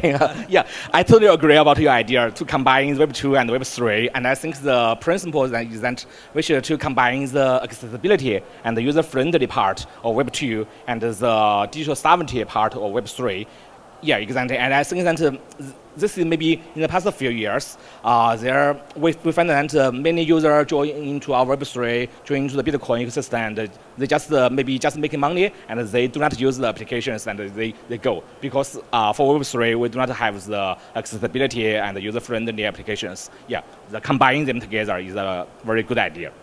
I look forward to the day when we can have this conversation and not talk about the financial plumbing and how important it is for users to not know about it, but instead, to your point, they're able to do whatever it is, payments, DeFi or otherwise, and just make it happen. They don't need to know that they're bridging. They don't need to know that it's interoperable. They don't need to understand custody versus self-custody versus hot wallets versus cold. All they need to know is that what they're looking to achieve, they're able to do. And I'm looking forward to that in the near future. We don't have to talk about that subject. We got a ways to go to simplify. No, Kyle, I think that's a really interesting point about kind of the middleware connectivity piece. I'd love to hear from you a little bit how Stacks is thinking about that specifically, and like what that connectivity could or should look like between these different scaling layers.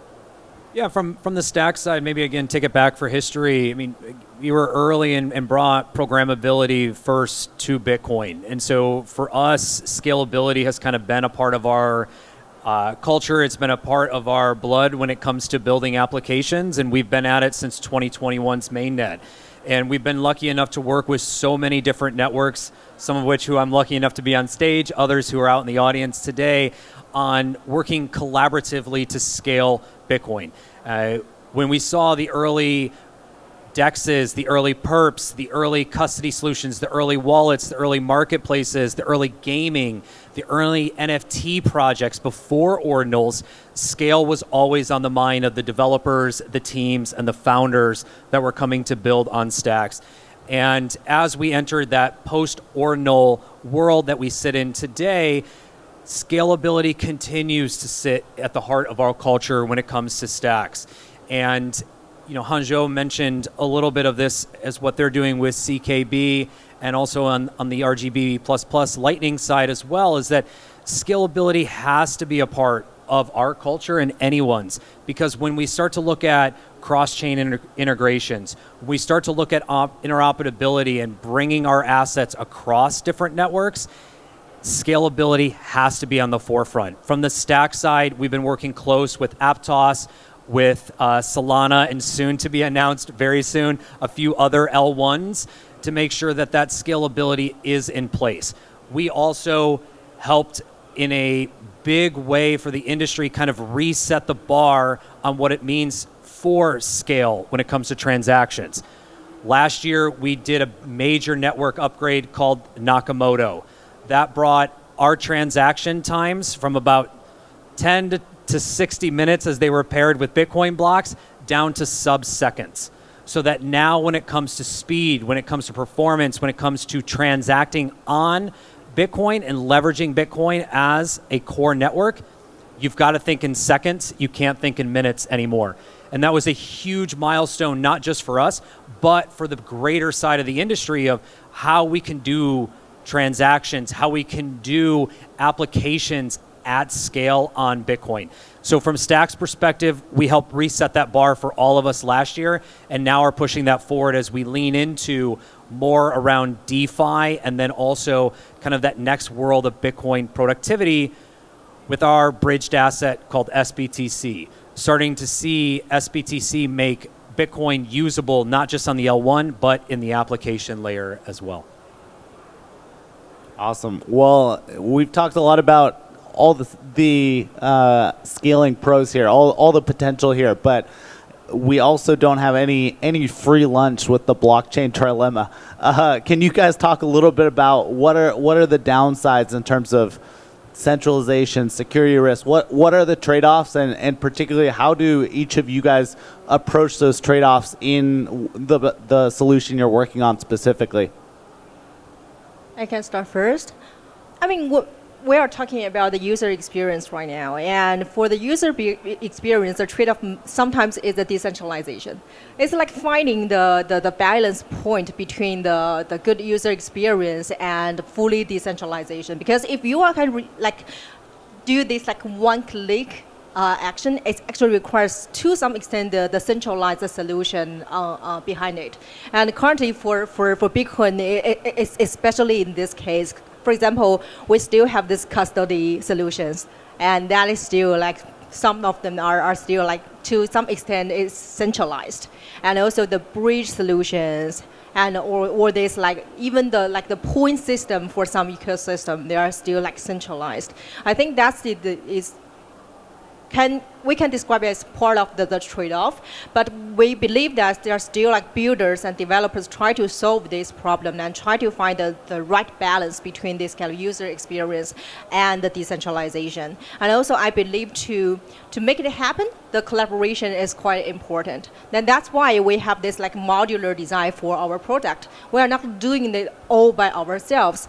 Like Carol just mentioned, like the collaboration between chains, we also have these collaborations with Aptos, with Sui, with Solana, providing the best yield opportunities for users. And also we also like seeking for a new way to collaborate with RWA projects to provide these organic, sustainable rewards for BTC holders. So if you want to achieve the goals that make BTC more productive and make it easier for users with one click, you need to trade off some of the decentralization, and also it requires a high level of collaboration between different projects, different ecosystems.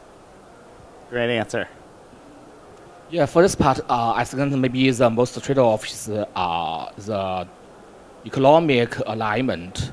Yeah, which I mean that because no matter which approach for the scaling, the tokenomics for this project actually firstly it should align with the layer ones, and second is also to need to balance due to the balance of the gas of the infra and something like that. Moreover, when we consider, since there have many scaling approaches, and we want to, no matter you call it unify or maybe connect them together, I think that there have something that we need to consider how to balance between the decentralization and the centralization, the efficiency and the sovereignty part. Yeah, I think this will be the most trade-off when we consider the broader context of the scaling.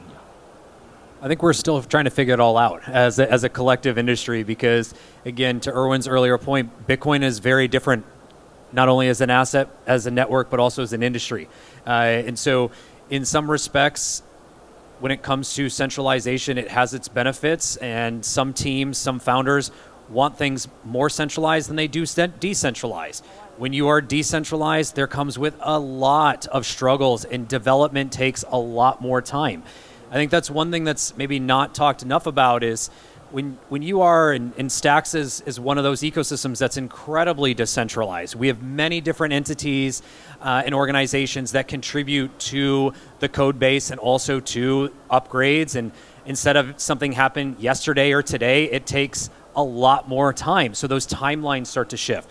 And when you have an issue as a builder or as a founder, you can't just go to one person. You might need to go to a few different entities. Instead of having one foundation, you might have a few different entities. There's trade-offs to this whole process, and I think we're still trying to figure it out in the entirety of the Bitcoin industry is what needs to be centralized and what needs to be decentralized. When it comes to developers, what do they want and what do they not want? And again, some of that is because this is all happening very fast, and also for users. Users hear the word decentralization, and for some it's very attractive. For some it's very scary as well. And I think we're seeing that also with institutions. The idea of decentralization has maybe hindered some institutions entering this space. For others, it's starting to welcome them into this space. So while there's trade-offs and benefits, I think right now we're in a time of just trying to figure it out as a collective industry. From the Stack side, as I said, we have been decentralized by nature. Part of our entire mainnet launch was that we filed an S1 and were the first approved SEC qualified token offering in the US. And part of that qualification was that we would be fully decentralized upon mainnet. Multiple treasuries, multiple entities, full decentralization, not one singular developer or one single entity pushing it all together. that has come with a ton of trade-offs. While we have been building and leading in some respects, it has also taken more time in others. And you have more decision makers, et cetera, et cetera, et cetera. So it's made things harder than from an operation standpoint, might have been more streamlined.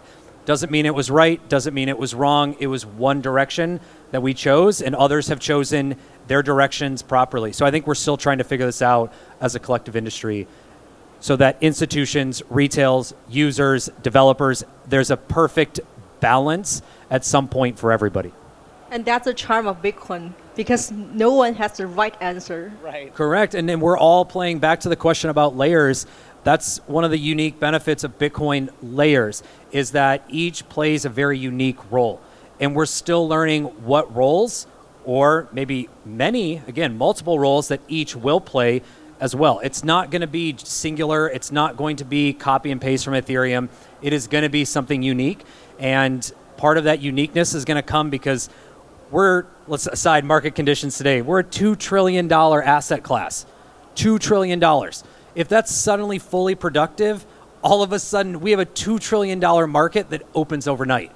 The infrastructure, the layers, the pieces, the centralization versus decentralization, we don't know what is fully necessary to make that flourish from 2 trillion to 10 trillion overnight.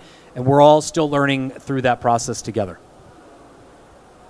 And I believe during the whole journey, sometimes the narratives or the needs, the demands from the user can be proved that it is wrong. It's like a fake demand from the users. And that's why sometimes we will have like 200 layer 2s and now currently maybe like a dozen.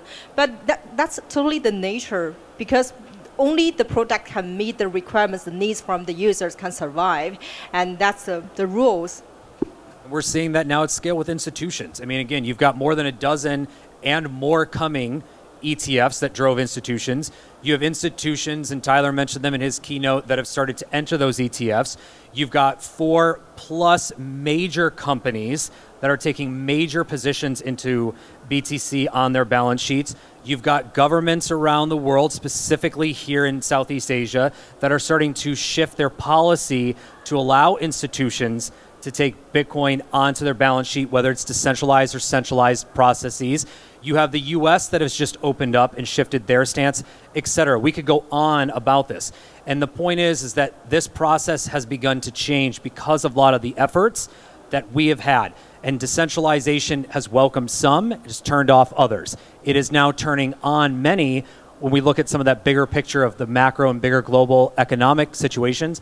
And centralization has its place. You look at what Coinbase has done with Base and also CBBTC and how easy they've onboarded many users into Bitcoin. There's a path for both to exist. Great. Well, unfortunately, we're running out of time. I have a bunch more questions, but I'll sneak in one more, and we can wrap here. Let's look to the future. Fast forward 5 years. How has the Bitcoin scaling landscape evolved? What's the most significant development? What are you excited about? So currently what we're doing is trying to provide this service to the miners, back to the core users of Bitcoin, and also providing these one-click yield opportunities for Bitcoin holders. I think that is the core idea Cal just mentioned, to make Bitcoin productive. I think you can have other approach to do so, but this will be the goal for like Bitcoin builders to provide to the market. And it's very hard to determine the right route. But I think for builders, that when your product have this answer from the users, when they're really like using your product to fulfill their needs, that will be the right way for the builders, for ourselves. Okay, from my side, I think when we think about the 5 years for the scaling and for the technical part, I look forward for the development of Lightning Network.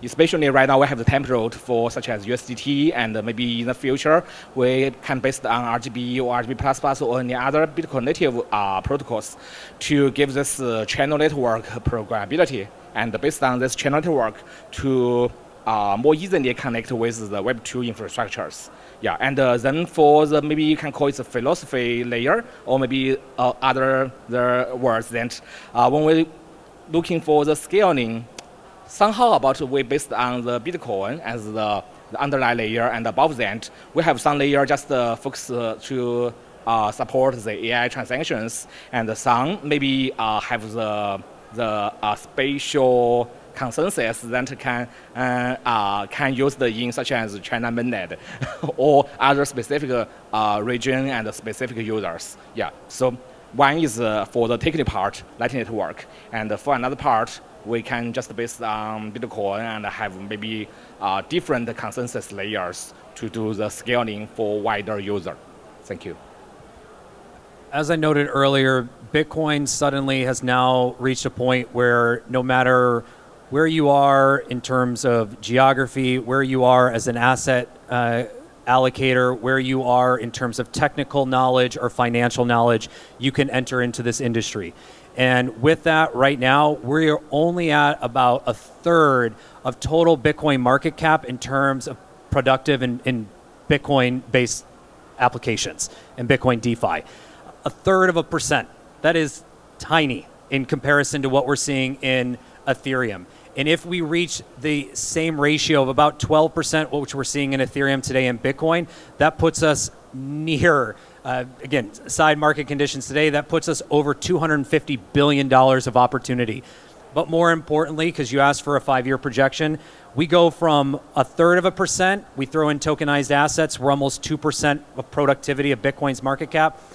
I hope, and I hope I'm underestimating this, that in 5 years, we're looking at 25% of Bitcoin's total market cap fully productive. That means it's in Bitcoin applications. It's in Bitcoin Fi or Bitcoin DeFi. It is earning some type of passive income for those who are holding it and not just sitting as a pet rock. And that's my biggest prediction. Next to the villainous thing I said earlier is I hope that we're at a point where we're no longer talking about interoperability and bridges, and instead users are able to do that without thinking. I love that. All right, 25%, 5 years. Let's make it happen. This has been fun. Thank you guys so much. Thank you. Thank you, everybody. Thank you to the panelists for the heated discussion regarding scaling Bitcoin. Actually, this year, the Hong Kong Web3 Festival, the whole stage is named after the seasons. And at this stage, the nickname is Winter. As the saying goes, when winter comes, is the spring still far away? I think in winter, sometimes we build for real, and in summer, sometimes we build for FOMO. And to wrap up today's afternoon, we will go back to the value of Bitcoin. So the next session, we will discuss about what Bitcoin really means today. Let's welcome the speakers of the last session.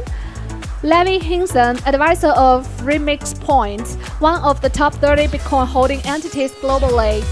The global director of innovation from the major traditional bank, Bank Julius Baer, Sagan Garg, and also our moderator, Graham Stone, the marketing lead of Bitcoin.com. 今天最后一个环节，我们将回归比特币的价值探讨。欢迎我们的圆桌嘉宾。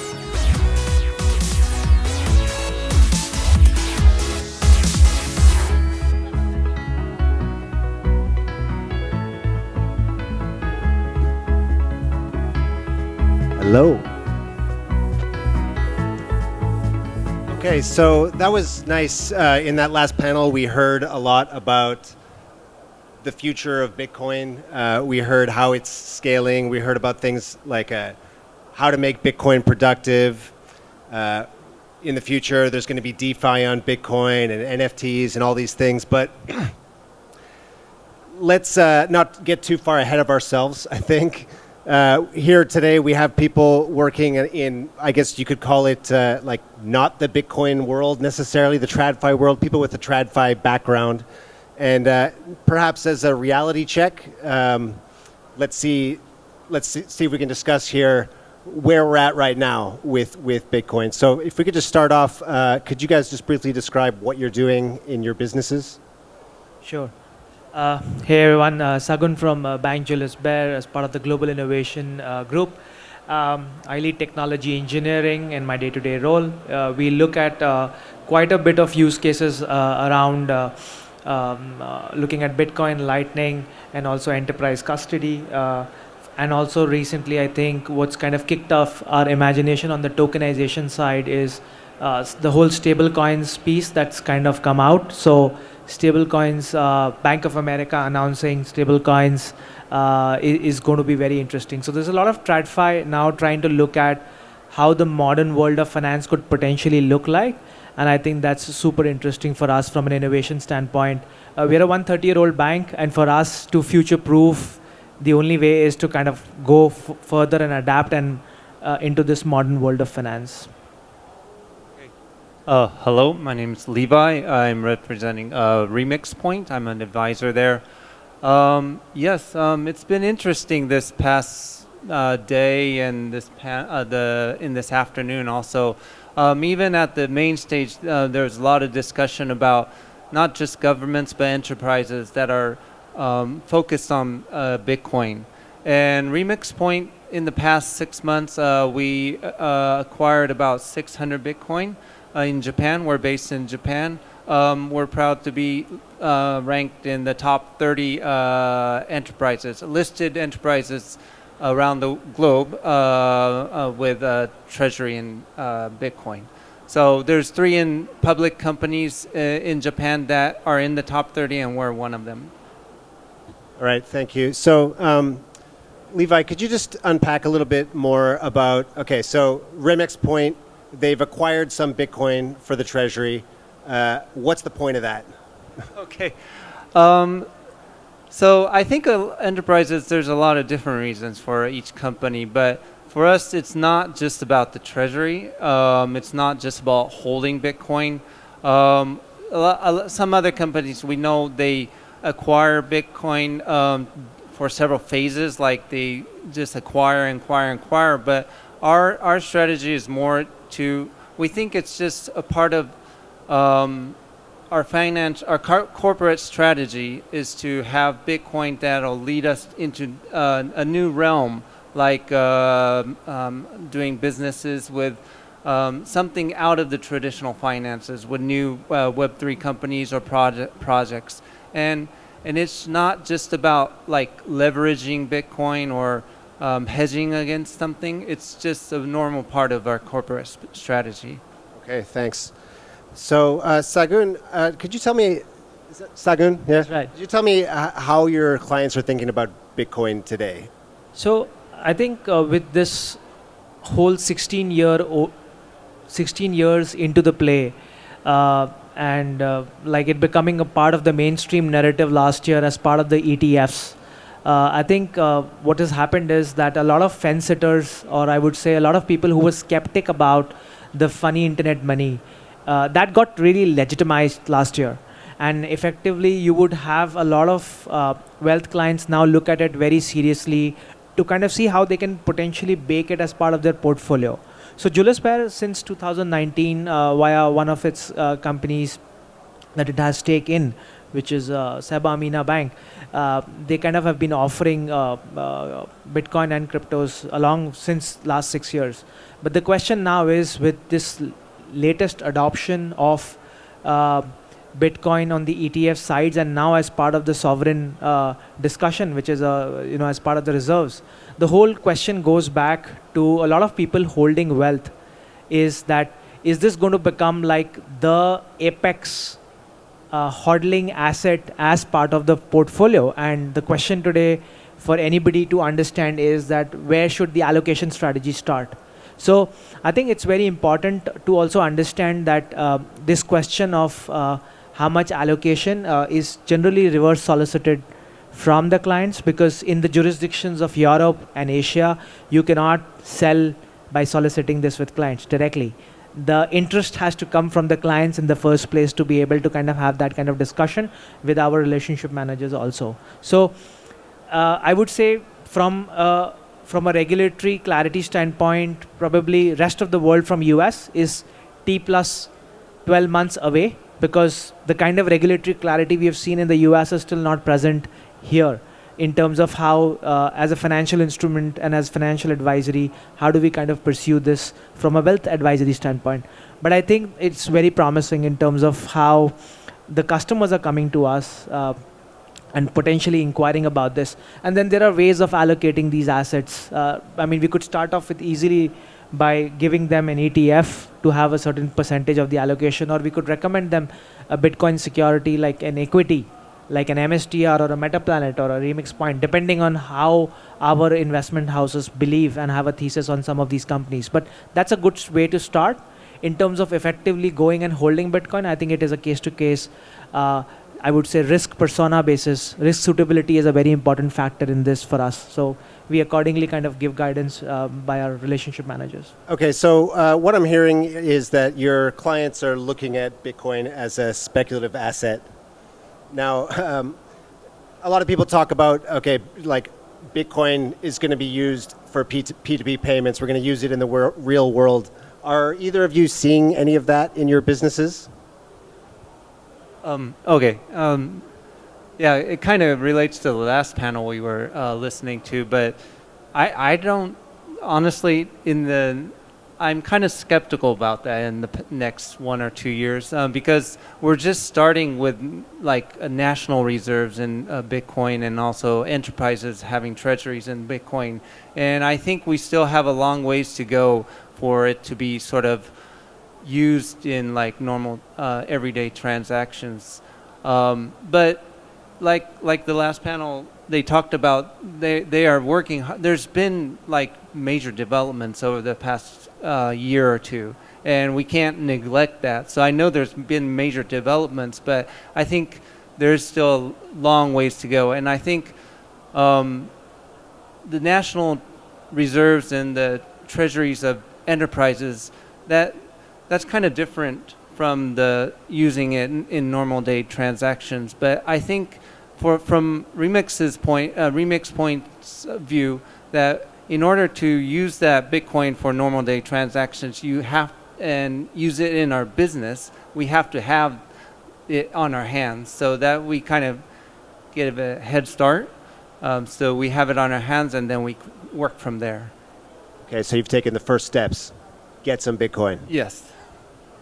Anything to add, Sagun? Yeah. So I think at a financial institution TradFi level, it's probably very early to kind of say Lightning adoption because the Bitcoin adoption cycle is what is starting right now at institutional level. So they're trying to understand regulatory clarity, technical know-how of how to even kind of manage. So typically it happens in 3 waves. So the first wave is the Bitcoin hodling part. The second wave is then it becomes like a payment play. The third wave, that on top of that is a unit of account. So I start thinking, and these are like 10, 15 year waves. These are not like, so before it becomes a payment network, it will have to become a hodling asset in the first place. But I think what we are seeing is a lot of retail movement around a lot of POS machines across the globe. So not necessarily at a institution TradFi level, but at merchants level, there is a good enough evidence of a lot of Lightning-enabled POS machines. Like practically us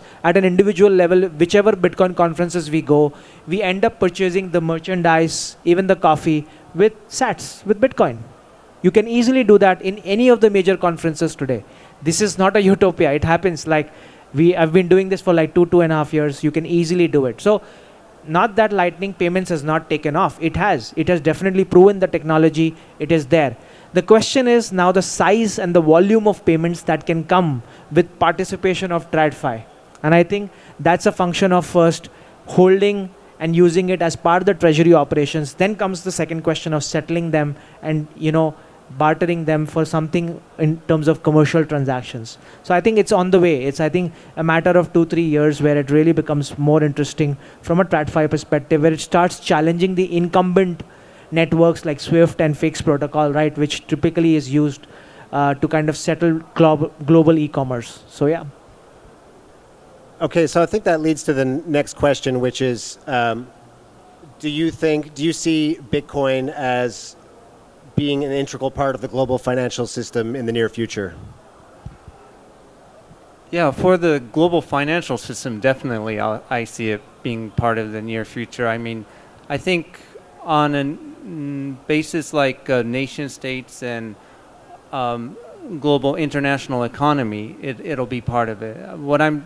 I think there's still a long way for it to be introduced into the retail businesses, but for like B2B exchanges, I think that's not that too long away. Yeah, I agree. I think I would rather reframe my comment on that question is that it's already part of the global ecosystem. The fact that everybody is talking about it as a hedge against currency devaluation in this tariff discussion, the fact that there is a nation state adoption that has been kickstarted by none other than one of the biggest anchoring countries, which is US, with an executive order already to kind of create a stash. So I think it's already part of the discussion. The question is more about how fast and how early will it be adopted across the world as a countermeasure by other countries. I think that's the question now. I think the cat is already out of the bag in terms of adoption of Bitcoin and legitimizing it from an institutional or a nation state standpoint. I think it's already there. Okay, just going back a second. So again, we heard on the last panel, Bitcoin L2s, there's all these solutions people are talking about in the future. I'm just wondering, from either of your businesses, are you looking into those solutions at this point, or is that just still just like that's on the horizon, that's still quite a ways away? So we work a lot on the innovation side. I come from the innovation group myself on the technology engineering side. And I think for us to be able to look at the Horizon 2 and Horizon 3 of how things play out. So we are definitely looking at some of these L2s, assessing capabilities of Lightning. Like I said earlier, how stablecoins is going to play out. I think that's going to be a big play. Like all the banks in US have started now talking about issuing their own respective stablecoins. They've started realizing that this could be a 101 playbook for reinventing the banking business model. So I think from that perspective, it's becoming very interesting for us to kind of explore, discover, and look at some of these. I mean, obviously we toy with some of these technologies, we do some POCs, but I think that's the lead indicator from our side in terms of looking interested in this kind of technology. But the lag indicator is to kind of look at the maturity of the regulation to enable some of these things. So we have to keep an eye on both to kind of see how the rubber hits the road in terms of the speed of executing some of this as new product offerings or new payment methods, or in fact new ways of kind of building wealth products as well. So we're very, very, very up there trying to work on this to try and see and kind of take advantage of this opportunity that come along the way. So you're looking at both regulation and tech. You're keeping an eye on both of them. Has to be. Otherwise, it's just curiosity driving some engineering excitement. I think at the end of the day, the business looks for capabilities that can be implemented within the organization to move the mandate of wealth management forward. And that's what Julius Baer is about. Yeah, just to go on that, as a publicly listed company, we are pretty much in favor of regulation. Because regulation offers a framework for us to safely use the new technology and the new currencies. And I feel that this using Bitcoin in that sort of regulatory framework offers us, like you said, we can, because we're publicly listed, our way of getting financing ourselves is through our stocks. But this new cryptocurrency and the new technology that goes with it, it offers us another way for us to raise money and it's a new corporate strategy for us. Okay, so as let's call you guys TradFi folks, do you see yourself as playing a role in the evolution of the regulation of the Bitcoin realm? I mean, obviously there is quite a bit of industry participation in terms of different jurisdictions, especially like globalized banks like ourselves. There is always a good, healthy, strong relationship from recommendations towards the respective regulators in the region. And we do quite a bit of thought leadership with all these regulators in respective jurisdictions when they kind of reach out to us, or otherwise when there are programs like in Singapore. We participate quite a bit with mass in HKMA as well. There is always an industry government dialogue or a regulatory dialogue where we definitely come up with ideas and share with them to kind of see how we can move this forward, how we can enable this forward, and probably borrow some ideas from other jurisdictions where something has been implemented. So there is always an opportunity to contribute as an industry partner. Is there anything missing right now that you'd really like to see? Not. I think we're going in a good direction. Like concerning regulators, what was missing 2 or 3 years ago was case studies that were like succeeding, and now we have more companies, more listed companies, and now countries that are investing in Bitcoin and that are succeeding, and that they're not doing anything fishy or illegal. And I think regulators are pretty hesitant, and I think the U.S. has taken a big step as setting a precedent, and I think a lot of countries and regulators want to see some evidence that it actually works. And now that we're seeing it actually works in publicly listed companies or banks investing in this cryptocurrency, that's what they wanted. I think it's moving in a good way right now. Okay, nice to hear. All right, for our last question here today, could each of you give a bold prediction for how you see Bitcoin in the next 5 years? Okay. I'll go first. 5 years, you said? Okay. Yeah, 5 years. Okay. Well, let's start with 1 or 2 years. I think there'll be a lot of more enterprises that not to the extent like as maybe MicroStrategy or MetaPlanet, but I think there'll be a lot more enterprises that are investing in Bitcoin. I think that'll be a huge amount during 2025. And concerning national treasuries, I'm not sure about that, but at least some of the G7, G20 countries, and maybe some of the developing countries as well, it might be an option for them to explore, and I'll see a lot about that. 5 years from now, I think there'll be a lot of more solutions and options for enterprises to raise money, and there'll be a lot more options to invest for them. And I think the traditional finance will still be there, but it'll just be a lot more options. Okay, thanks. So what I'm hearing from the first part of your answer there is buy the dip. Now's the chance to buy the dip. Definitely. And the second part, I just glossed over that. All I heard was buy the dip. How about you, Sagan? So yeah, I mean, whatever I say now is not financial advice. So I cannot speculate being a bank, but it's important that I say this upfront. So I can talk more from an industry outlook standpoint, like how Bitcoin ends up playing a role.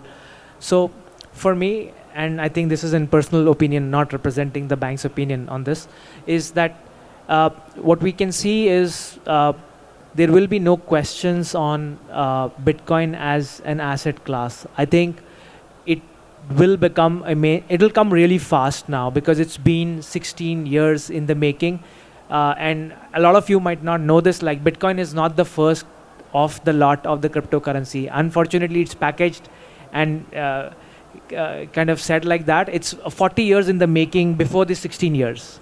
So it's 56 years in the making, by the way. 40 years of prior technology progress has been there to kind of invent Bitcoin. Bitcoin was one of the last experiments that succeeded.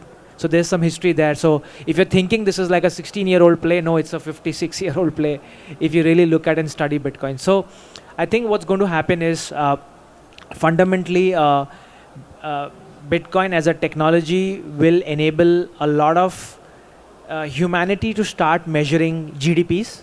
So unfortunately, we have not had a measurement tool between countries or between trade partners.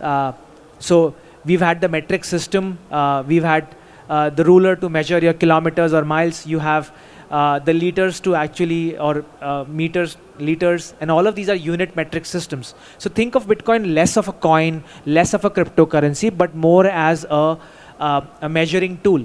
And that measuring tool basically helps you create parity between two trading partners. Those two trading partners could be two companies or two country nation states. So effectively, especially this makes a lot more sense today, or I mean yesterday, looking at all the tariff and deficit questions that are being talked between the political leaders across the globe. So imagine there is no way to measure between two countries how much did I trade for, what kind of tariff do I put in. There is no system. It's basically driven by a lot of different agendas from two political nations.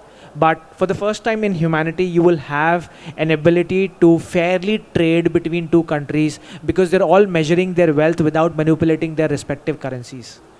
So this is going to drive a very different kind of an order altogether, where the whole question of wealth, wealth has existed, but there has never been a metric system to measure wealth in a fair way across multiple countries. That's what Bitcoin really brings and unleashes. So in a time period of next 5, 10, 15 years, humanity will reorganize by having this new instrument to start measuring a standard unit of human economic output. And that will standardize a lot of things that we are not used to. So you can almost think of it as like the change that comes after inventing and dispersing the knowledge around a metric system. That's what we are on to. Sagun, I really like that framing. That's incredible. Bitcoin as more than a 16-year experiment. It's a 50-year experiment. And coming very soon, we're going to see a complete realignment with Bitcoin as like a measuring stick that hasn't existed before. Fascinating. All right, Sagun, Levi, thank you so much. Really enjoyed your insights today. And yeah. Thank you so much. Thanks for everyone for listening. See ya. Thank you. Big thanks to